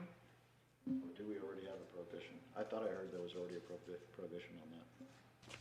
I'm not an expert on that field. I know we talked about it, I can't remember what we did, because there was an issue where people were bringing it anyway, and we want to make sure they had insurance, and... Do you remember, Dave? Did we talk about that in the Fairgrounds Advisory Board? I remember, yes, we talked a lot about that. But nothing was ever decided because I That's what I thought. We didn't thought we were decide. looking at doing an alcohol ordinance that would blanket county or something possibly, and whether we died in the process or. So, as written here, it says you can't, people couldn't come to the fair and bring a beer. But if you rent out the event center, then you can, at your event, bring alcohol, is what the effect of this would be. But at the fair and County- rodeo, it wouldn't be allowed because that's not private. Correct, Mm-hmm. correct. So I just, And this doesn't go beyond that, and I don't know that the county has any written policy. I know it doesn't have any other ordinance addressing that. I just had a lot of questions when I read that section because it doesn't say who approves it, on what grounds could it be denied, what are the requirements, what's the review process. The rest of this ordinance is very detailed and talks about all those types of things, but then it gets to this part and it says it's not allowed unless we approve it. Yep, and there could be a more detail added here, or my thought, again, was that would get added into a policy, into the policy manual somewhere, that As there's, it's written now, who would approve that? except at a private event occurring with written consent, it doesn't say. So I don't know. I think in practicality, it would be the event center manager. I think that's kind of what maybe has been happening. And so it is worth looking at, absolutely. I just don't want us to get in a situation where we say, oh, well, this group, no, it's not allowed, and this group, yes, it is allowed, but it's just arbitrary and we don't have any criteria. Right, and as written, this would be arbitrary and it doesn't say who would approve that. So I'm happy to take whatever direction you give on how you'd like that to be. But this was kind of a placeholder provision. I think right now, a lot of these venues that are, I know at Cherry Peak, when they have their concerts and everything, when that all came through, I believe that all did come through the executive's office. I believe that's where the approval, I think, came from through them, in order for them to have those, not liquor up there, I'm just saying just to have those concerts. Because then it was verified through fire. event. That was a Yeah, it's special an event event. that would have gone Events through like that. Chris's office, No. which is why saw that out of the corner of my eye. Chris, did you want to say Maybe. something? So that goes through the Development Services Office. Okay. Yeah. The council's assigned my position to act as the authority to issue those approvals. What does go through the executive's office is there's a requirement that those applications are supposed to come 45 days in advance of the event. That happens 1 in 10. And so we, as de facto practice, ignore the 45-day requirement because in most cases that would be approved by the executive. Hasn't been an issue, but all those come through our office. So that's special events, It's an not event having to permit, do with, yeah. with alcohol. And that's where we used to see some approvals. 'Cause we even talked at one time when that was the process, we talked that, well, what if they wanted liquor up there, whether they wanted these kind of things to sell.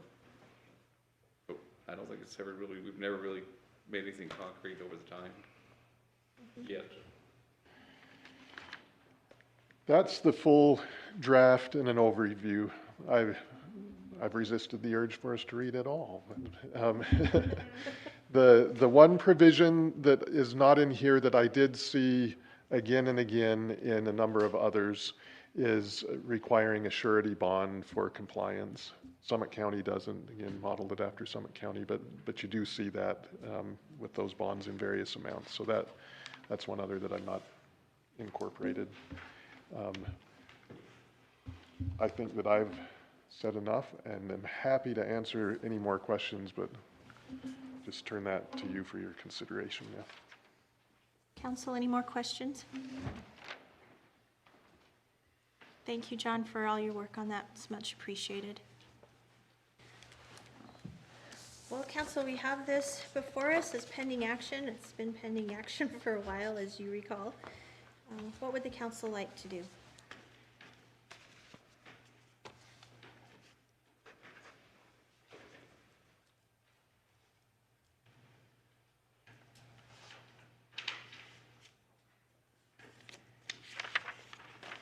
can't speak at once.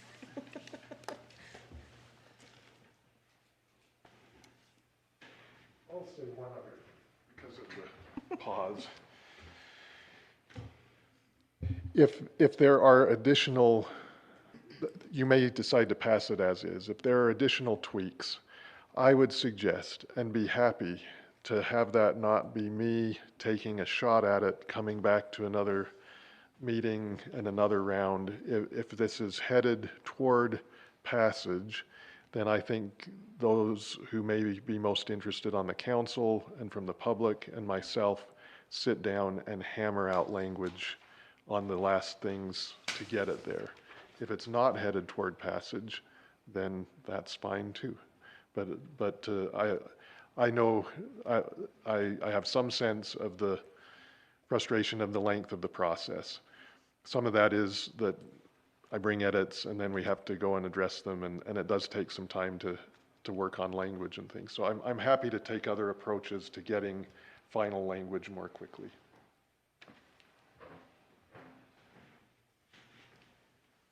Council, at this point, I think it might be wise to maybe each of us say whether we are inclined to vote for this ordinance, so that we know if we want to put any more work into it, and those who've been interested in this can know whether or not, what to do with their business.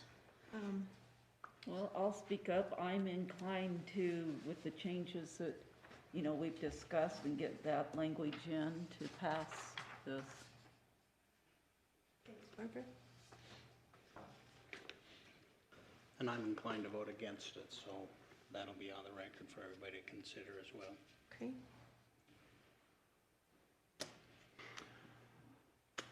I guess I'll speak. I've had a lot of communication on this, a lot of emails, a lot of support. But at the same time, I've considered property rights and everything else on there. And for property rights, I lean for it. But I've also seen communication come from my side section of the county who have concerns about some of these things. And so I'm probably leaning to be against it at this point, just for that. I mean, property rights and that, I don't want to take away from that, but as I've heard from some citizens, I have to give that some consideration. Thank you.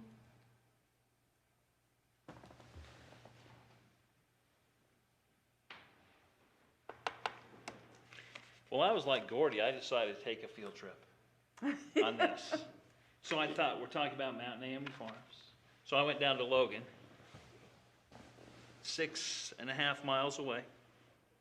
So did you buy any? Boom, 6.5 miles away. And then Richmond, 9 1/3 miles away. Oh, this one was made in Layton too. And we're not changing Cache Valley by doing this. We are keeping Cache Valley what it is. We're upholding property rights. And we're keeping the county, as people like to say. So I'm all in. I'm voting for it, and then we can hammer out some changes. Thank you. But that doesn't change Cache County at all. It only enhances Cache County in my mind. Thank you. Well, in my report after going there is that you can buy all of it you want, Yeah. so.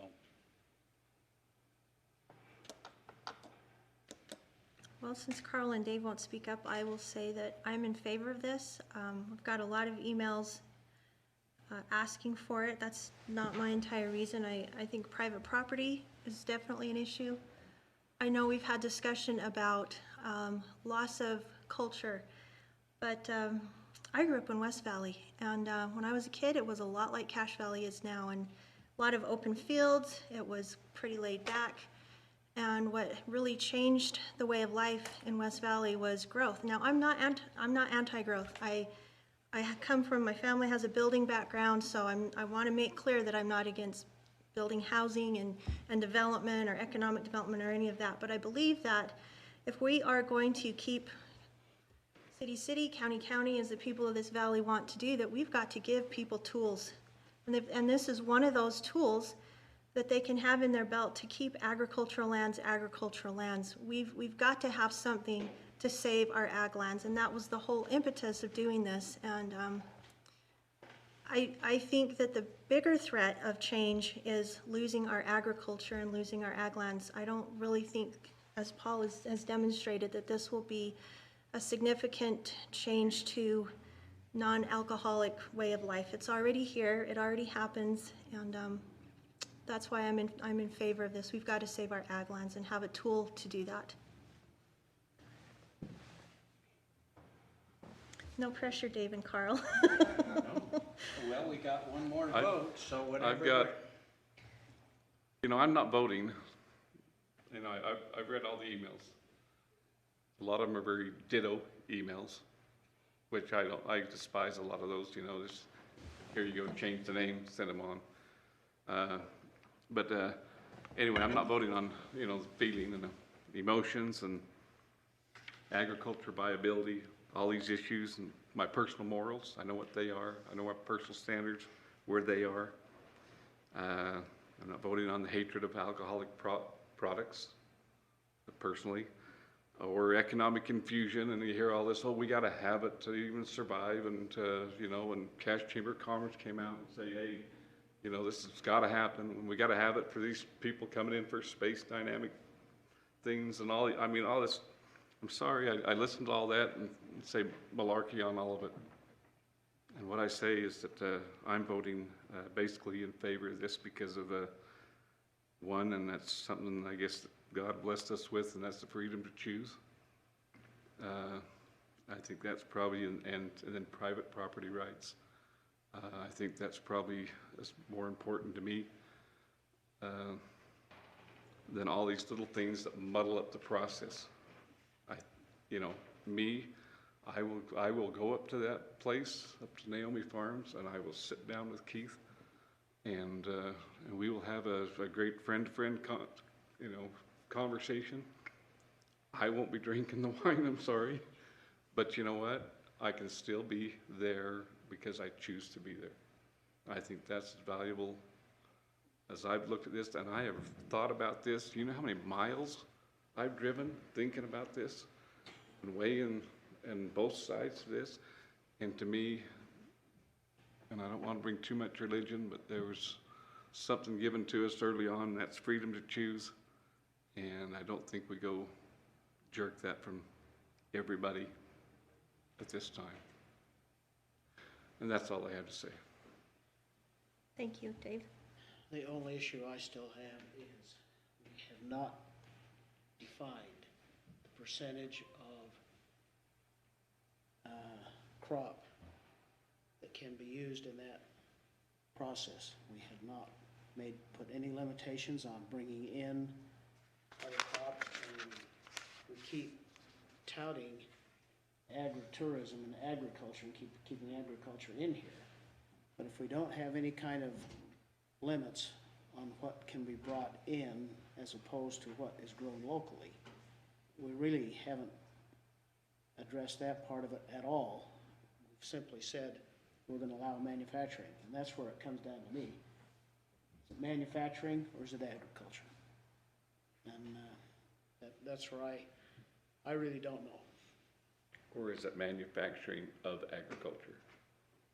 Yeah, but Which I think, manufacturing of agriculture, but it's not bringing in, but it's not locally grown product.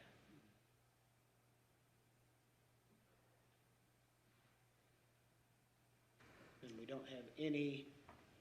You're right, there's nothing in there as to It's the percent of what we could use to be brought in. We already heard that the honey vinegar wine, if they have a drought and they don't have a lot of honey, they'll be able to bring honey in. But that's kind of the way the honey business is, whether you're doing wine or whatnot, you have to bring in honey when you have a drought from somewhere else. But you're right, Carl, we haven't addressed that at all. That hasn't even been brought up since you did last meeting. But if we pass this, if we were to pass it tonight, you still can't have a winery anywhere because there's not a land use portion of it. So we split this up into two parts so that we didn't go to all the work of doing the agricultural side and the land use side of it and then just vote it down. So we wanted to split it up so that we knew, is the council willing to move forward with this or not? And now, if the council wants to, and we're gonna pass this, then we'll know we can move forward and look at those issues that we have. We'll still have to have a public hearing on that land use ordinance and discuss those issues that you brought up before anybody could ever open a winery. I stated that correctly, John? I believe so. Thank you. Well, I call it, we vote. Okay, what's the Well, shoot, motion? Gene, I was gonna give these to my employees, but if we still got the land use thing, we better save them for us, huh? Yeah, save them for us. Dave? Is there still just a few details that we still need in this before I don't think we ought to pass this tonight. I think that we ought to, let's pursue it, let's get the details done. I think Yeah, that. John, if I may say something, there is the big issue of the fairgrounds, right? That this executive really brings to light that is an issue that needs to be locked down, and this creates more issues than it solves.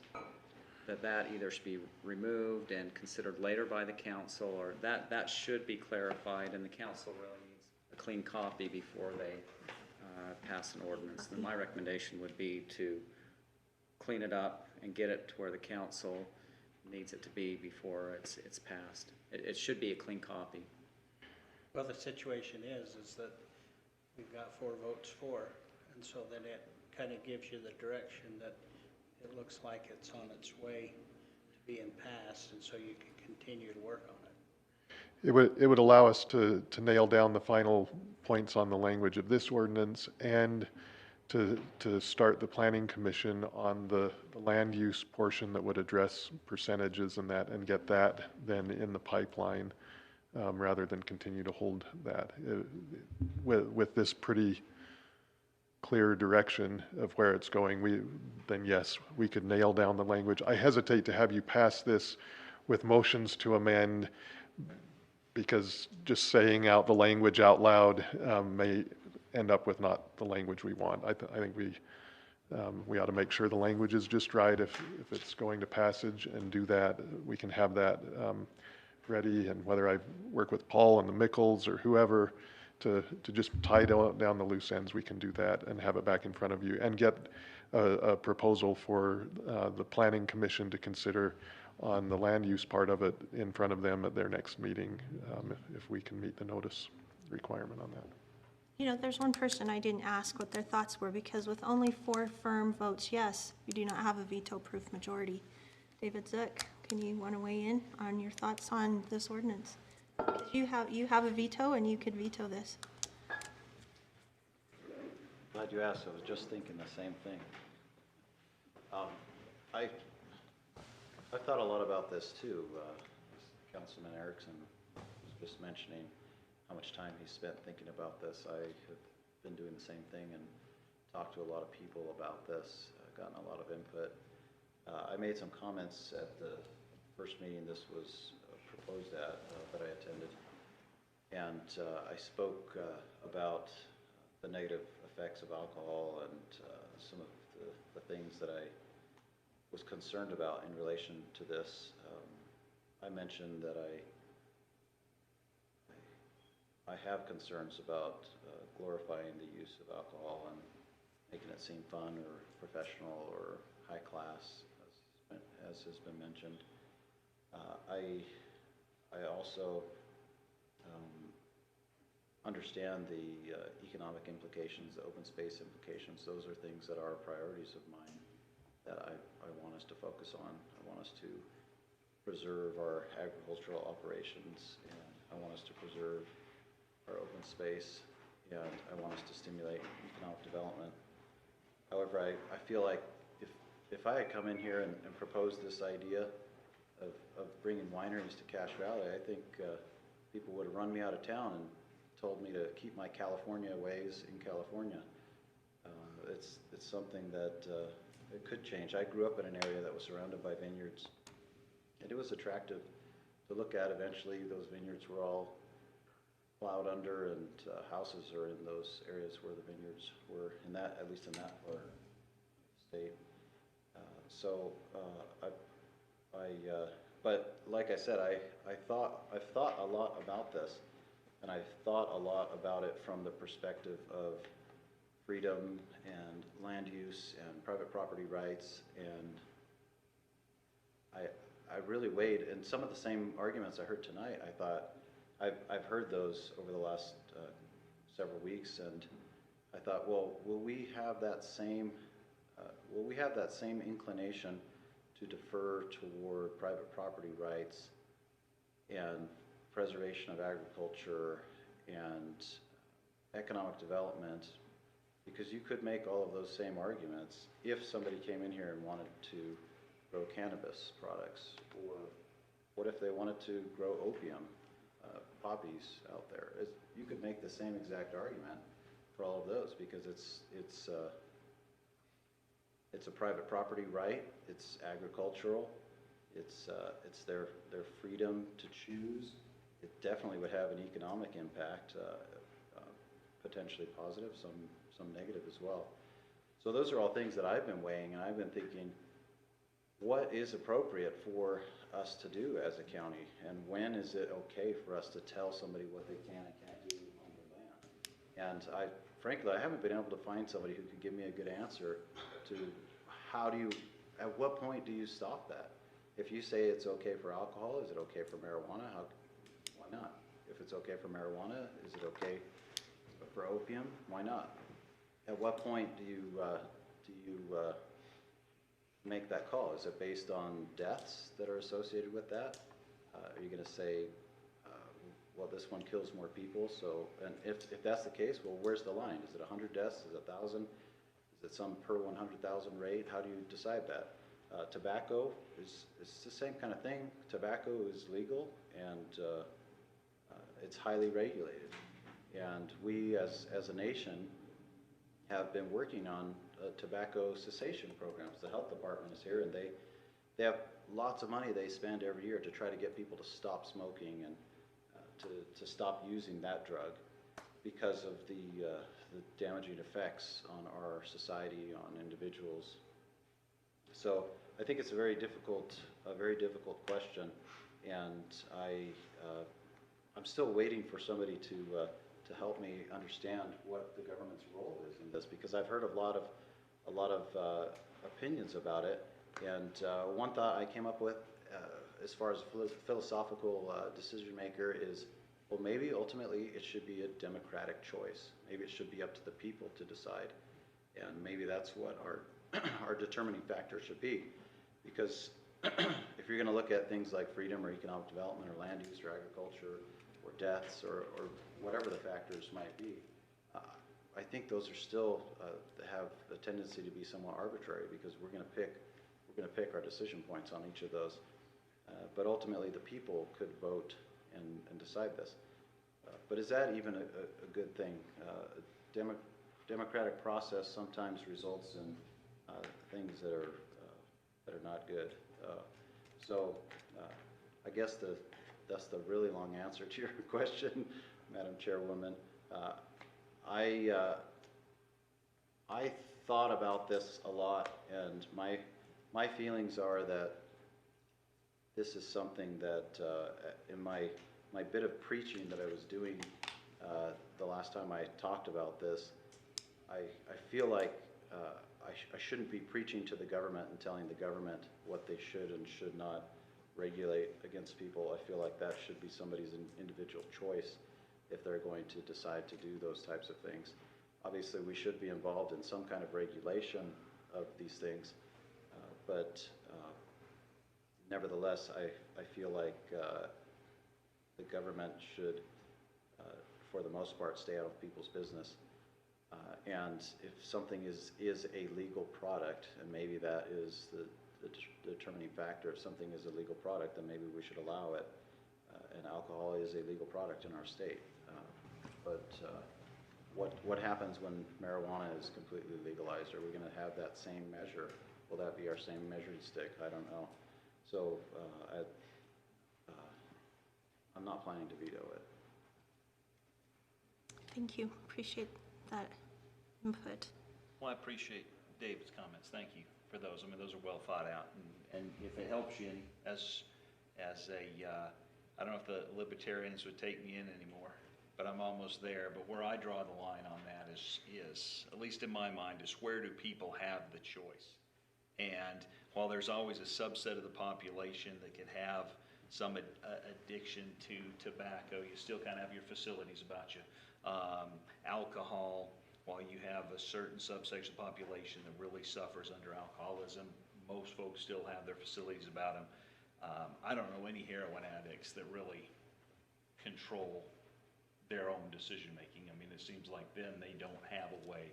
So at least that's for me where I start drawing that line, is does the product, while there's a certain subset that will take away that freedom to choose in some ways because you become slave to your addictions, at what point does that kind of tip to the overall consumer base of that product? And if the overall consumer base of that product can be shown that, boy, they really can't make good decisions for themselves with this product, that's probably where I would say, pretty bad idea. But if majority of the folks can make a decision for themselves, I think you always default to letting individuals make their own decisions. And I think that's definitely this case. While there are some, acknowledging that alcoholism is a problem and is an issue. Thank you, Paul.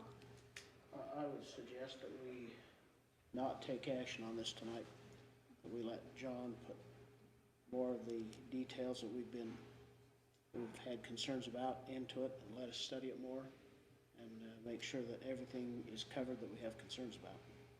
Okay. From the clerk's office perspective, because we'll be kind of receiving these and putting them through the process, I would recommend that we not move forward to approve it until we have the process built out. We're in the middle of moving our business licenses online, and so if we've kind of learned this as we did the grandmas before having the process built out. If you could give us time to, once it's official, just give us a couple of weeks to make sure we have it ready to go, so that it seems like there's some petitioners ready to go, and if we could have that a little bit of lead time so that we can get it correct on our end. Thank you, Jess. I think there will be lead time because, like we said, there's two parts to this. There's the part we're talking about, and then the land use ordinance. So they're not going to be able to come in and get it till we determine where that will be allowed. So, did you want to make that a motion, or I can just take it without objection? You just don't need a motion, we just need to table it.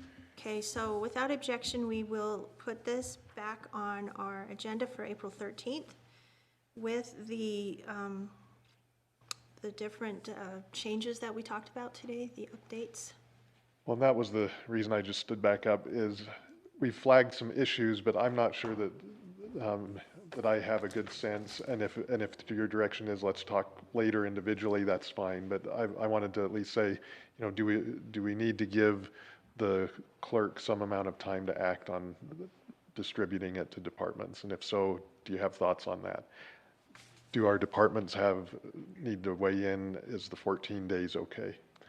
Do we want to combine it into one business license with, I'm not sure how that works, but are those all changes that we should be looking at? And should we pull out the fairgrounds piece at this point, or should we try to refine that? Whatever additional input you want to give right now would be great. And if you're not ready to, I'd just say those are still questions that I don't know what to do with as we refine it. And I'll be then reaching out to try to address those. Yeah, and I just say here, with the fairgrounds, there are liability issues that really need to be looked at. If this is ever opened up, the fairgrounds, and potential risk to the county, and how that is managed. So there's some work there that really needs to be worked through, with our insurance providers, and those are risks that the council should be calculating. And I'll just say this, there are, with all drugs, there are downsides to it, and I see it every day in my job. And the addiction rates to alcohol are similar to marijuana, and the consequences of that addiction are real. And so maybe it's something as the council goes through, and I've learned this as I've sat on the board at the health department, that the perception of harm really drives people's use of products. CBD is healthy, it solves anxiety, depression, cures all your pains, and marijuana, as it's been looked at as medicinal, has just proliferated. Government does have a job there to make sure people understand the risks and the dangers to substances, and the health department's in that business, but also state and local government, I think, has an obligation to always watch that and make sure the public's aware of those risks, because there are risks. And I was in court today, and the cases that I managed were because of drugs and alcohol. And there are the addiction rates, that's something to look at. They're there. It's been a few years since I've reviewed those, but you can go from anywhere from alcohol to methamphetamine, and go from the low 20% to almost 90% of first-time users become addicted. Those are real issues, and it drives what I do every day. Drugs and alcohol drive everything that goes on in my office. 90+% of what happens as a result of those addictions and the problems that arise out of those issues. So I'll just sit on that, and then the liability issues. I'm just speaking as county attorney now. When we start talking about serving alcohol or allowing it to be served on county property, that's a whole new level. And so I just wanted, we're happy to do whatever research and the council wants, so as you make those decisions, you'll have that information. And if that requires more research for the fairgrounds issue, you could give us direction and say, just pull that out, or you could say, for now, just prohibit it. Pull it out. Prohibit it, and just set a placeholder of either nothing for now until we get it figured out, or prohibit it for now until we get it figured out, or maybe we can figure it out in the next 2 weeks. Yeah. I mean, I was gonna say, since we're gonna continue this, my plan was to make the motion, pull out anything having to do with the Cash Event Center. We're not talking about that. We'll leave that separate. So if we work on this with John, we pull that piece out, we clean up the language to make sure that they can just bring a plan rather than having, the building to be inspected, and then clean up that business license, so it'll be a very slick, easy process for them to come to the county one time for the consent and then the business license, and not have to renew a whole bunch of stuff. And then add the timeframes in to make sure the 14 days works for the different departments, and add a time frame to the clerks. Is there any objection to that, council? Seeing none, let's move forward that way. Okay, thank you, everybody. That was great discussion and lots of thinking going on. Okay, we will move to, let's see, we're on 12A. Initial proposals for consideration of action, Cache County Audit Report of 2021 tax sale. Jess, did you want to present on that? Oh, Were you prepared to present on that? I had asked Diana to present on it. Oh, okay. 1 second. And so I thought. It's only one page, you can do it. Yeah, it's just one Give me page. 1 second here. Let me just open it up. Part of the application goes into an account. Okay, so let me come up to the mic. It's all set.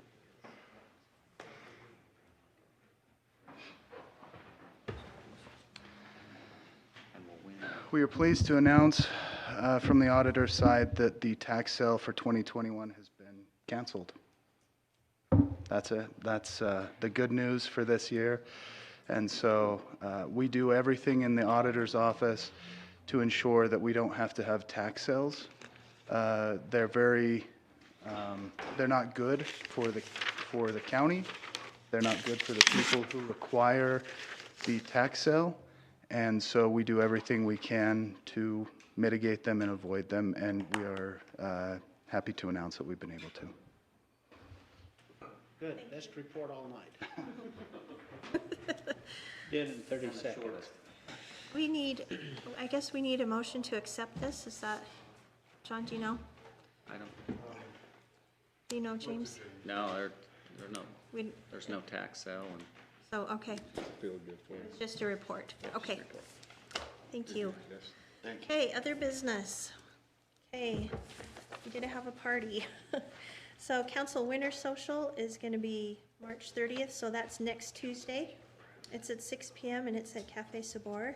And then thank you, Barbara, for working on that. I'm gonna call it a holiday social. We're gonna kind of, Get rid of winter?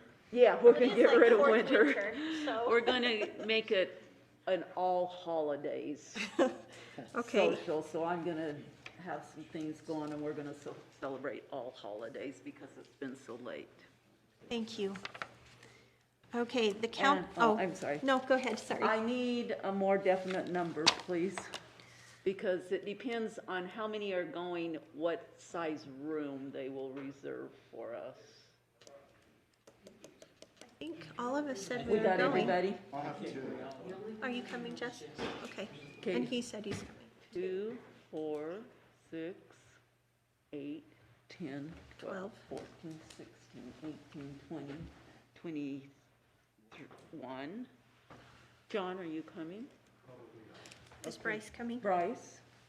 1, so 22. Okay, thank you.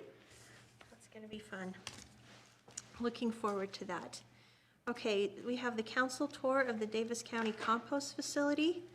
That's going to be the following day, Wednesday, March 31st, at 12:30 PM to 5 PM. I will let you know for sure more details. I think the plan is to meet at the Environmental Center, and then either we're gonna take the CVTV or we're gonna carpool. We're gonna stop in Benson quick and look at the site before going down to Davis County. And on that note, I know some of you weren't not able, it didn't fit with your schedule the day that was chosen.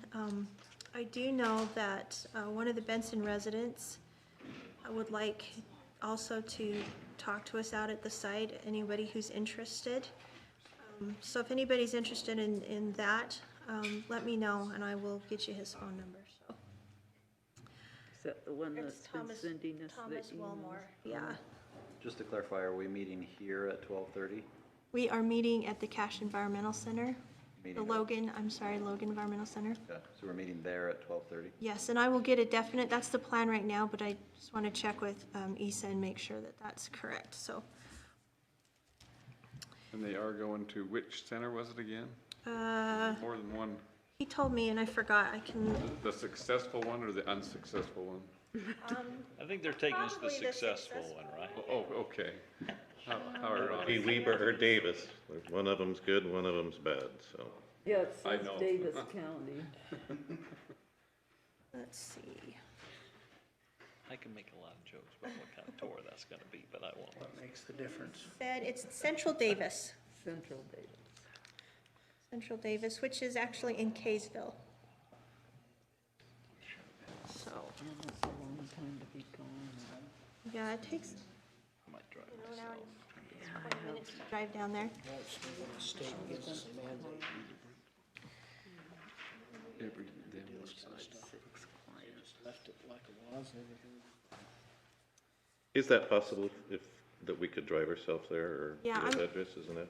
Yes, I'm gonna drive myself because I get car sick on buses, so, and in other people's cars, so I will be driving. Is the Benson stop first or after? The Benson stop would be first, just because it's kind of At the on the way. proposed 47-acre area?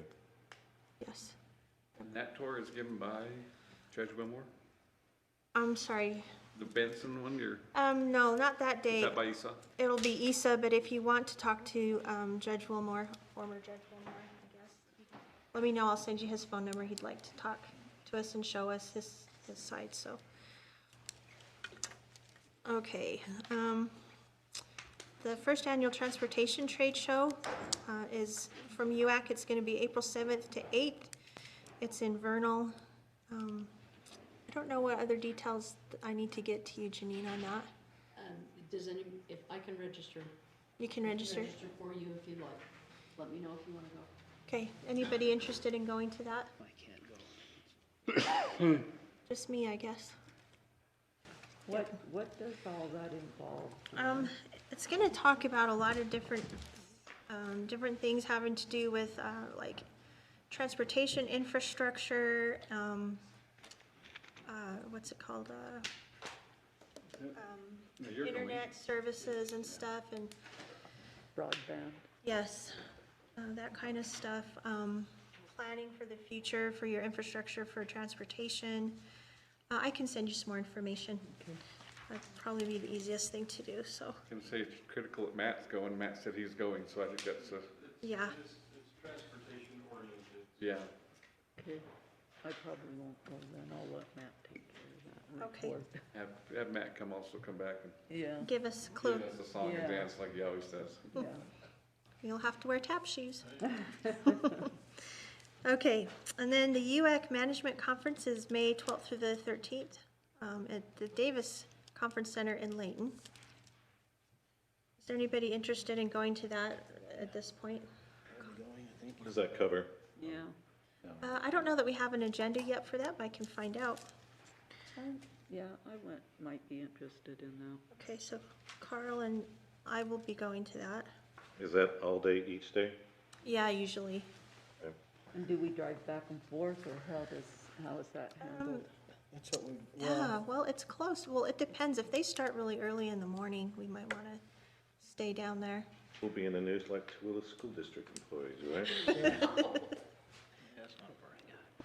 It's not as fun as Savannah, though. No offense to Layton. I can find out some more information on that, so we know. Okay, and these aren't on there, but I wanted to ask council, now that we're able to meet more, Logan City is interested in meeting with us. We've done this in the past where we've met with the Logan City Council. And we've done it before on a 5th Tuesday, and the next 5th Tuesday is, I believe it's June 29th. And wondered if council would be interested in doing that. Meeting with the Logan City Council, Tuesday. I'll say it like I 29th. did before, is that I am interested, but I'm not interested because I don't want just Cache County and Logan City just meeting together and making all the goddamn decisions there are. That's just wrong. There are a lot of cities out there, a lot of towns and everything that need it. So we should get some other cities? I think it needs to be open for everybody if you're gonna have something like that. I was mad on the last ones. It just seemed like two entities got together and made all the decisions. And that's how all of the mayors and the small towns, and everything, that's how they were feeling. So maybe we Maybe should that invite the too. Mayors Association to join us? Well, they meet already. They do, but if they don't necessarily meet with us or Logan City, Anyway, that's what was happening, and it was a kind of, we had this agenda that was coming in on that. I was pretty adamant against it, unless something changes. My recommendation would be that if you're going to meet, have some specific items you have in common yeah. that you're both dealing on, because I agree, it's probably not appropriate to meet with one city and talk about countywide issues, but if there are issues that the two organizations have in common that we'd like to talk about, that would be appropriate. And if there's nothing to talk about, then maybe we don't need to meet. Well, and also I think if we invite the others in, isn't that part of our plan, is to get more involved with all the cities in the county? Yeah, I think so. And that might be an opportunity to have everybody come in on it. Oh, Chris, Just as a reminder, I think you're mostly aware of Lauren Ryan's our countywide planner. She meets with these communities and addresses specific topics they're challenged with. We could probably reach out to her and see what things are on the burner right now with each of those individual cities. And what Barbara's talking to is our regional collaboration plan, which is the intent at the end of this year to start getting some of those things finalized. We can give that input, and then you can act with whatever direction you want to go with that. But I'm just putting it out there. I'd use that resource. I guess I'll let you know too. My plan is to visit all of the city councils throughout the county, and my plan is to bring each of you, whenever I go to a city council in your district, my plan was to invite you to come along on that visit, and I thought that would be a good way we could go to them, because if we did one a month, it'd take us a year and a half to get through having joint meetings with all of them. However, I was thinking of doing it through the summertime when it's nicer weather, and we could go out and visit the various city councils, because that is something that I have heard as some feedback is especially from people in the smaller communities, is that they feel like maybe they've been a little neglected or forgotten about being out in the smaller communities, and they want to make sure the county knows about their concerns. I think it's only right that they have some input into it. So maybe we need to figure out what it is we want to talk about and not just have a meeting to have a meeting. Yes. Okay. So David, you go to these meetings when they have the Mayor's Association meet? I guess, and my thought is you have a feel for what they want on an agenda. Does that include the county and any of those agenda items? I don't know, I've only been to one so far, and the only one I went to, it was a legislative update, and our state legislators were invited to come in and give an update on the legislative session that had just finished. As far as the other meetings, maybe Mayor Drew, he's been the president of that organization, maybe he could talk a little bit more about the content of those meetings. I know they have a variety of topics. Sometimes they bring in a guest speaker. But I assume that, well, I have heard in the past, because I've worked with another mayor who went there, I know they do talk about issues that are of a countywide nature, and I intend to participate in all of those meetings and represent the county. Well, we do know that one of their topics is, of course, roads, because they have to submit applications. And so that is one item that I know they have some pretty good discussion on, and eventually it still comes to the county, but I don't know if we should see if we want to be involved in the Mayor's Association, or, you know, I hate to have another meeting if we're just having another meeting to have a meeting with those people. But if there is a legitimate thing, I wonder if we, when we meet with Logan City, if we open up that meeting to items on an agenda from any other city that wants to come in and address a concern. I could see that, but gee, you start inviting all the mayors from all the cities in Cache County, it's a pretty darn good sized meeting. Yeah, it could get a little unwieldy. There are a couple of other bodies that meet that include all of the mayors. For example, the Council of Governments. They primarily address transportation issues, however, they could address different issues. Every mayor and then I represent the county there, is on that board. And then we also have the Cache Metropolitan Planning Organization, which includes most of them, not all of them, but most of them on that one. And that, again, is primarily about transportation. However, there is the opportunity to discuss other issues in common at that group. There are probably a couple of other places, and it really depends on the topic. If there's no Did the mayor of Logan topic, why do we want to meet? That's exactly right. I agree. I met with the mayor of Logan recently, and we did briefly discuss this. We discussed a number of topics, but we didn't necessarily discuss something that we wanted to put on that agenda. That's what Maybe that is a good idea, to wait until there's something that we both need to talk about and make a decision about, because to meet, Yeah. maybe it'd be better for us to have some kind of a social gathering, if that's all we want to do is build relationships. Well, and maybe But you're right, I agree with what you have to organizations, say. maybe they just send a representative from that organization to come to the meeting instead of having everybody there, and give the mayors time to give some kind of input to that member that's coming, and maybe plan an agenda around that. And there are a variety of other bodies. For example, we just did appointments tonight to the Solid Waste Advisory Board. Yeah. That includes 3 mayors from the north, 3 from the south, myself, the Logan mayor.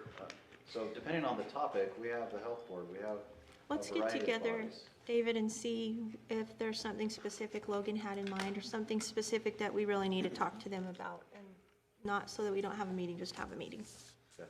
I apologize for cussing, but I get Oh. pretty riled up on some things. No, I was gonna okay. second your motion, You're okay. Dave. You don't have to apologize. But why I bring that up is that serious, we went I to a hope couple Jess of had these. that all down in the Yeah, I'm minutes. sure you do. But we had a couple of these, and I was disgusted about them, because it became 2 big entities just came together and said, you know, basically everything, we started talking about some things, and next thing you know, they became issues. And I'm going, you know, they really worked. It's kind of what I wanted and what I wanted, and you know, and I'm going, and it was really sad at that time. That's when I even got mad and mean them at the same time, saying, why are we even having these when There are so many other entities out, I mean, every city, every town, every representative out there needs to be at the same table. Newton ought to have the same representation as Logan City. Oh, they don't have as many people. So what? They're still part of this community. And that's where I got so dang mad when, and they pushed back, and we kind of canceled them off, and I was glad we did. But it wasn't anything just against Logan City. It wasn't.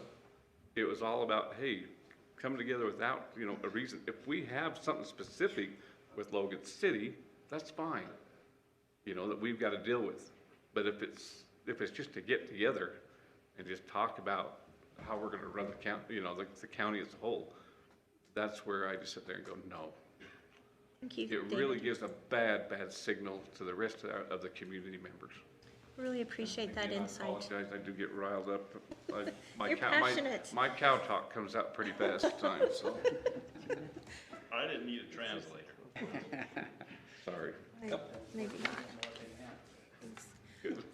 Okay, well, on that note, we will move to council member reports. David Erickson, let's start with you. We're fine. Thank Okay, you. thanks.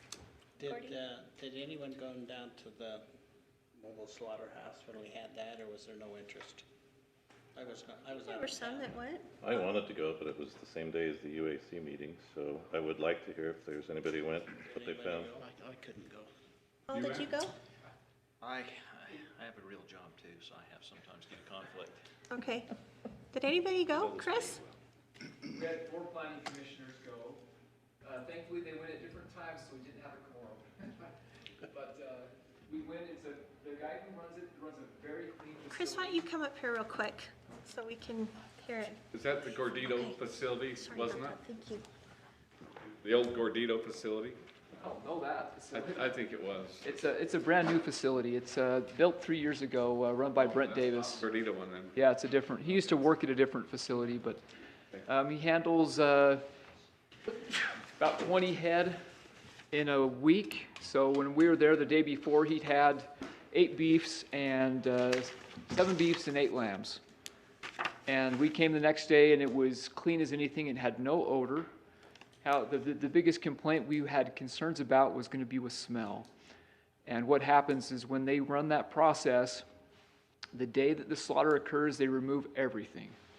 It all goes. Either it goes to the dump or it's picked up by one of the groups. There's just a couple that pick up all the offal and take it off to be processed into bone meal and blood meal and the associated other things. So really clean process. If we can build our requirements to accommodate the way he operates, we'll be just fine. The real question the Planning Commission's been debating is how do you limit size? And so right now they're looking at a number of animal units per year as a real possible solution there, with the requirement for how often and how soon the material has to be removed from the site. So it was good. It was a very good experience, lots of questions, and I think the commission will have some good direction to send up to you in the next month or so. Did he talk about profitability? Because in the planning commission, we talked about limiting the size of numbers, but then does that number cap him from being profitable or having the ability to hire enough to do that or whatever? His feeling was, and he runs it with his daughter, both of them had some good comments about the profitability. He feels that where he's at, he can't do more than he does. It's not possible. And a lot of this comes down to the fact that he's the licensed person with the state. So if he were to hire additional people, then we start to stray into that line of what is no longer agriculture and what now is more of a manufacturing process that we already addressed in our code. So this is trying to balance what his operation is, this farm custom slaughter operation that should be built around a single slaughterer, person that does the killing and the actual slaughter of the animal. He has a full staff there. He had 6 people there right then that were taking care of all the cleanup, all the cutting, the whole process. And their team works for 11-hour days, 5 days a week, and he works 8 more hours on Saturday, and he can't keep up. He's 2 years out presently. So their comment was they had no concern with the profitability. They were great with that. Again, we'll hash through this a lot more with the Planning Commission and give you a better rounded opinion on what their thoughts were, not just Chris's opinion on what I saw, with what that ordinance will say. Thank you, Chris. I'm really glad that Chris was able to go down, because we'll have that issue before us, really soon. And,